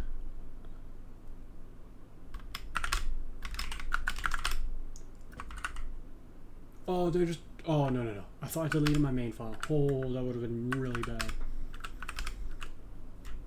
And then let's just run make. Cool, and then we have our main file. Cool, okay. Just gonna make my life a little bit easier. So, we're gonna go back into the dummy file, and let's see. So, after this, it is pointing at 0. Okay, so this should be 2. Let's run make, okay. 3. That's alright. Oh, I see. Oh, okay. This makes sense. So what's happening is,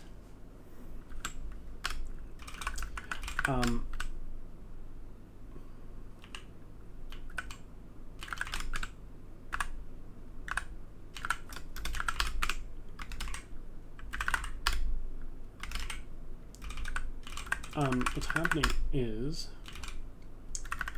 this is doing the exact same thing as this. So if it ends off on a 0 and we pass it back, and then this guy gets it and sees it as well, it's going to count it twice. So I just need to remove this. This one make main, and that's 2. Nice. Okay, now I want to see, oh whoops, I want to see, does this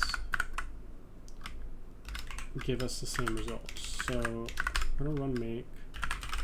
Did I save everything? Yeah, I should have saved. Okay, and our answer is 6. Okay, so now let's change the dummy text to the input, and I'm also just gonna delete dummy don't really need it anymore, I think. Let's run make. Let's run main. Let's remove any printing. So any clip lines. So remove this one. And inside here, let's also remove those. Okay, and let's run make again. And do main. And hopefully this is the right answer. There we go. Finally. Cool. Okay. That's actually kind of cool. So that was day 1. Let's return back to this. We can see now it's all colored up. And that was part 1 and part 2. So I want to give some thoughts on Ada. What do I think about it? I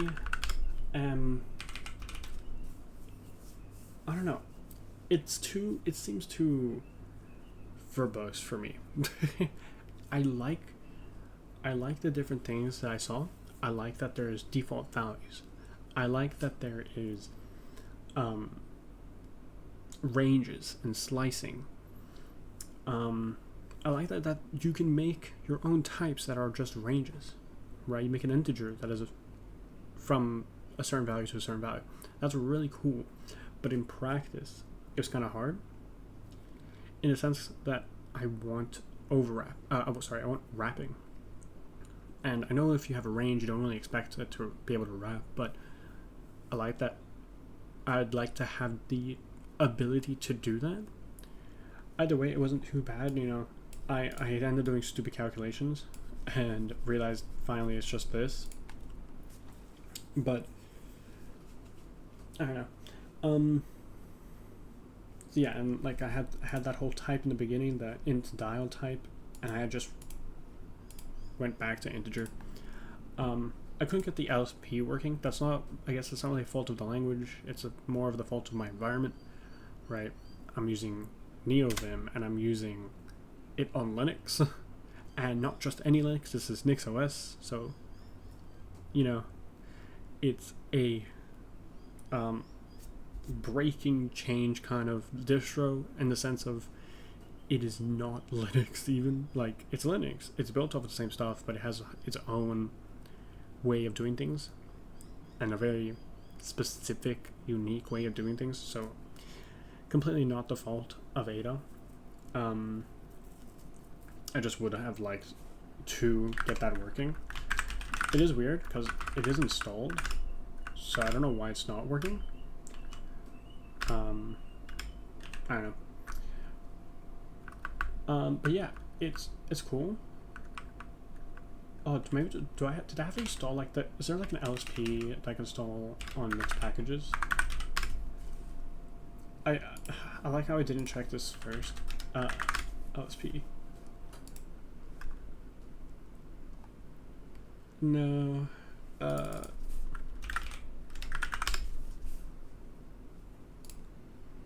No. Okay. Anyway, let's talk about, let's start with the syntax. I don't know why they've decided to go for the, what is this case called? I know it's not camel case.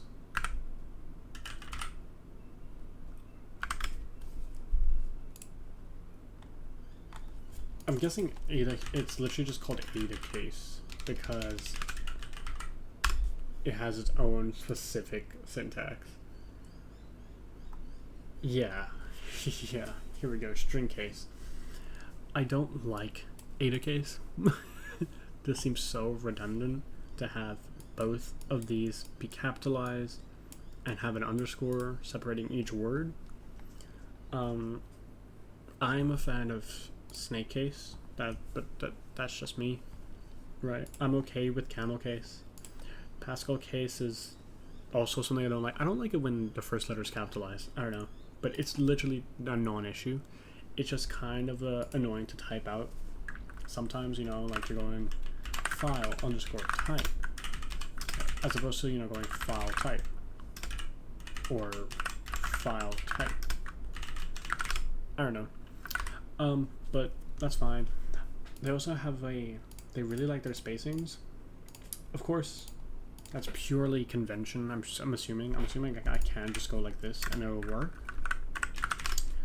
But if all Ada code is written like this, then you'd want to write your code in the same way. You know, keep convention, right? It's okay. It's not horrible. Semicolons, I love semicolons.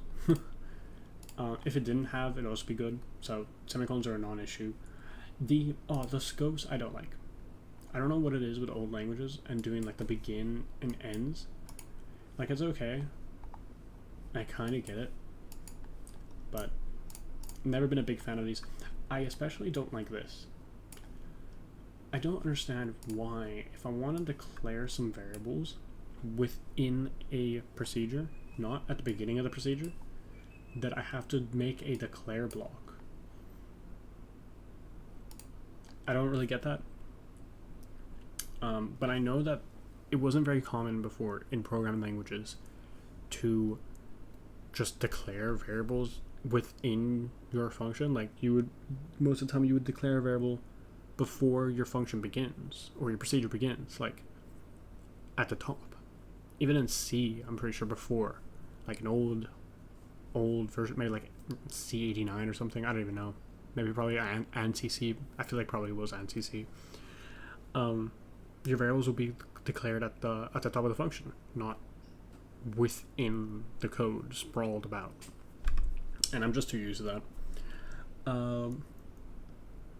But syntax is whatever. People can become okay with syntax. Let's talk about maybe the semantics, or just some interesting things like type conversion. I like that's a very simple, just, you know, if I want to do integer, there you go. That's an integer. I have maybe my string. Or I believe it would actually be value, like that. I don't understand these attributes too much. I think I need to look into those more to understand it. But they're kind of cool, I guess. I don't understand exactly how they work. Is it a function call? Is it I'm assuming it is a function call. But why does it have such a specific syntax? Why is it not why is it not that? Right? Why is it this? I also do like the line apostrophe first and apostrophe last. But I feel like that shouldn't even be a thing. It should have just been like, you know, indexed by 0. And I'm sure there's a reason why it's not indexed by 0 or indexed by 1. But I feel like that's just a weird design to be able to have the first index be anything. I do like this though. So the reason why I like this, because coming from like C, you don't have the length of your string, right? Strings in C is just a pointer. It is an array, but since C doesn't keep that value, that length value, and you have no way to access it even at compile time, it's kind of annoying. You know, you'd have to go and do like stir and len and then put it in line. Oh, and then you have to do like -1. So oh, well, no, not in this case. Yeah, not in this case. So I like this. This one is a good thing, because arrays have a like length member. They're actually known, and you can use that, and you don't have to pass around your string and your string length. That is something I've always hated in C. Or your array and your array length, specifically that, because you can just call it like strlen, but even then, that's an O of N operation just to find out the length. And I get that, like, you know, memory, all that, which is honestly a very fair argument, but I don't know. I don't know. It's two different ways, and I prefer this kind of way. But yeah, let's see what else. I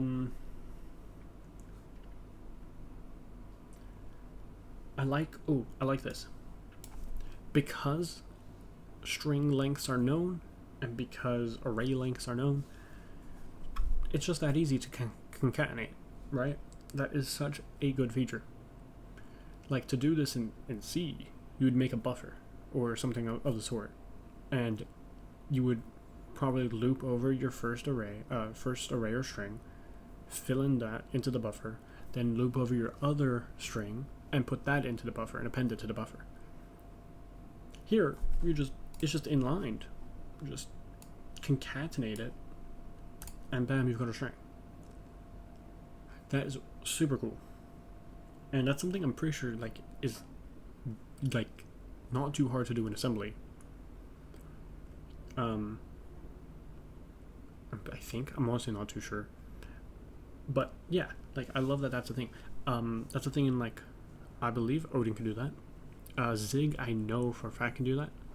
I believe also with arrays they can do that, and I love that that's just built into the language. I don't like this module system. I don't get it. I think why does this function be outside? I guess it makes sense. This is a procedure, but I can't even put it into a package, which I don't get. I thought a package would have both procedures and functions, but here, when I put this function into a package, it was complaining. But to keep it out and just as a function like this, it works. I also don't like I have to make this into a separate file. Why can't I just put this in here? Or maybe there is a way where I can put everything together into one file, but I don't know, it's weird. Yeah, I also feel like it's a little magical that it knows where the entry point of this program is. I didn't specify that this is the main procedure, right? Because I'm sure you can have multiple procedures, but how does it know which one is the first? Is it determined by when you're compiling, the first file is where the entry point is? I'm not even too sure. Also with this, honestly, I don't mind this. The fact that I have to run it through GCC and then gnat make, that's such a whatever problem. Who cares?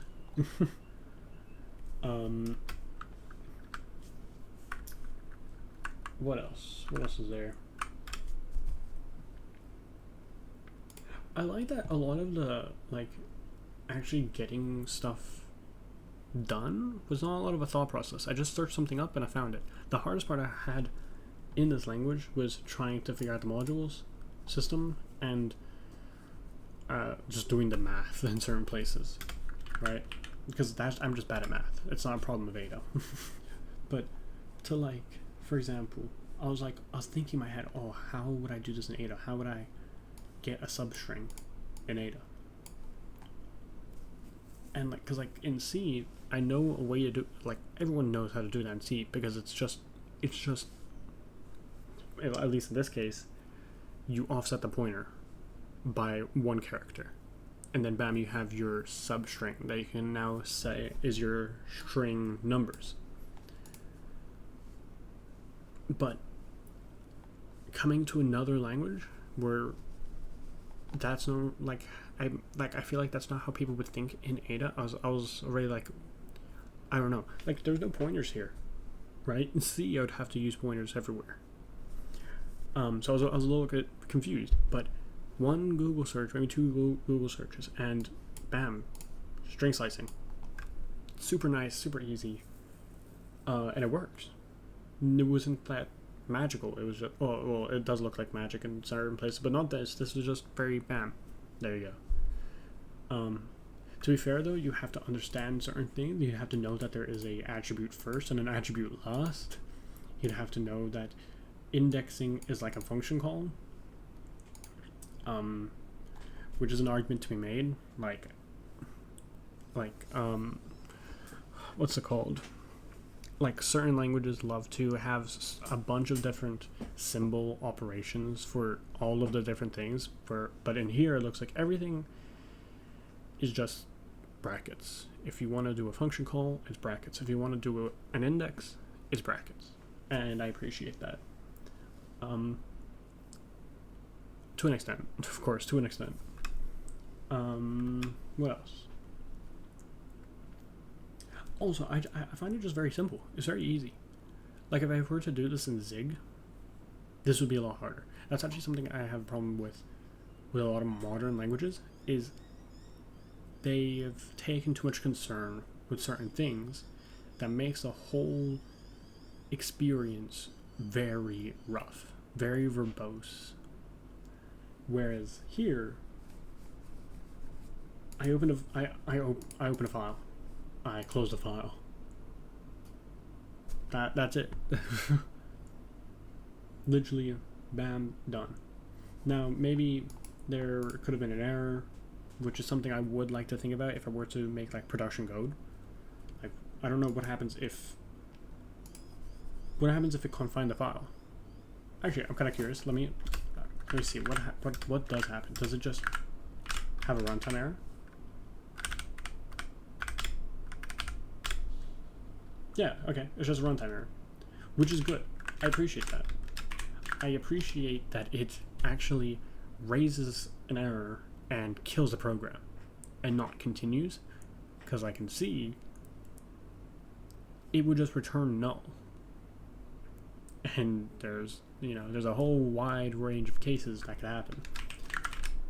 So that's kind of good. But what if I wanted to catch that error? Is that a thing? Like, Ada error handling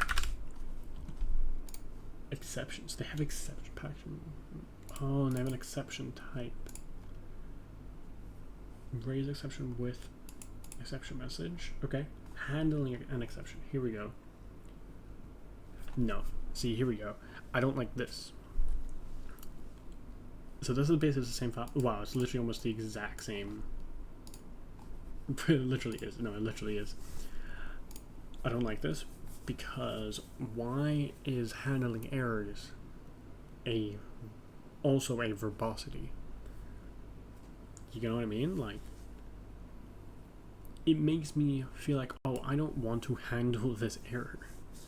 Why do I have to say, oh, okay, let's begin and then do a thing and then handle the exception and then here's the thing that we do and then we end. You know what I mean? I want it to be as simple as just bam, adding an error handling thing to this, and not a whole I don't know what's the right word, practice to go like this and have your code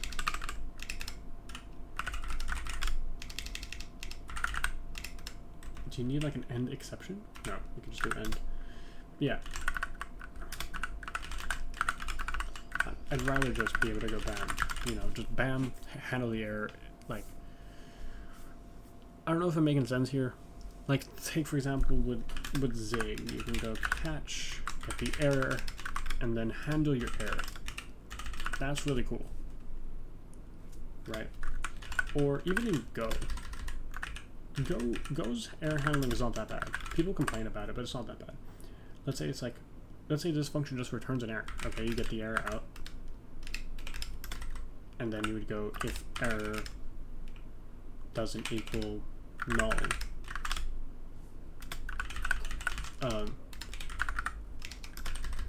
Can I write this more like Ada? I don't know how. Let's say like that. And then if error not equal. How do you say not? How do you, Ada not equal. Oh, what? Oh, okay. Not equal null. Then do something.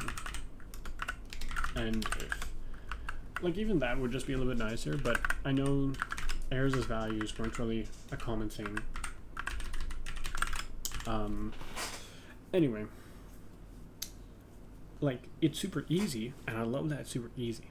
Like, that's my main point. This is kind of how I would do it in C.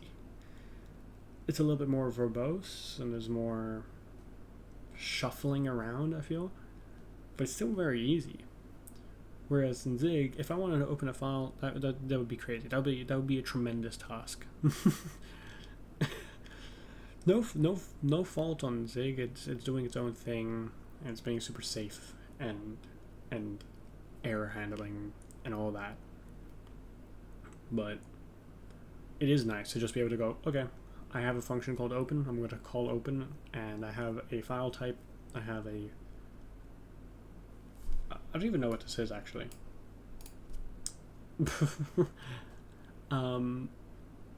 But yeah, it's super simple. I'm trying to think. Is there anything else? Is there anything else I want to comment on? I think we're all good. Let me check count. Okay. This is one little thing just with the syntax. I don't know if there is a way to do this, but I'd love to just be able to go count plus equals 1. I don't think it is a thing, but I would love to be able to do that. But yeah, I like that there's in and out parameters. Like, it wasn't really a big thing to have multiple return values or tuples or anything like that. So a language like this having in and out parameters is really cool. Because I can see you don't know if your pointer is going to get modified. I mean, you could pass it as a constant, I guess, but even then, you know, like, constants aren't the end of the story in C. But anyway, Ada was cool. I'm glad that I actually wrote some Ada. I've never written Ada, like, ever. So that's cool. It's an interesting language.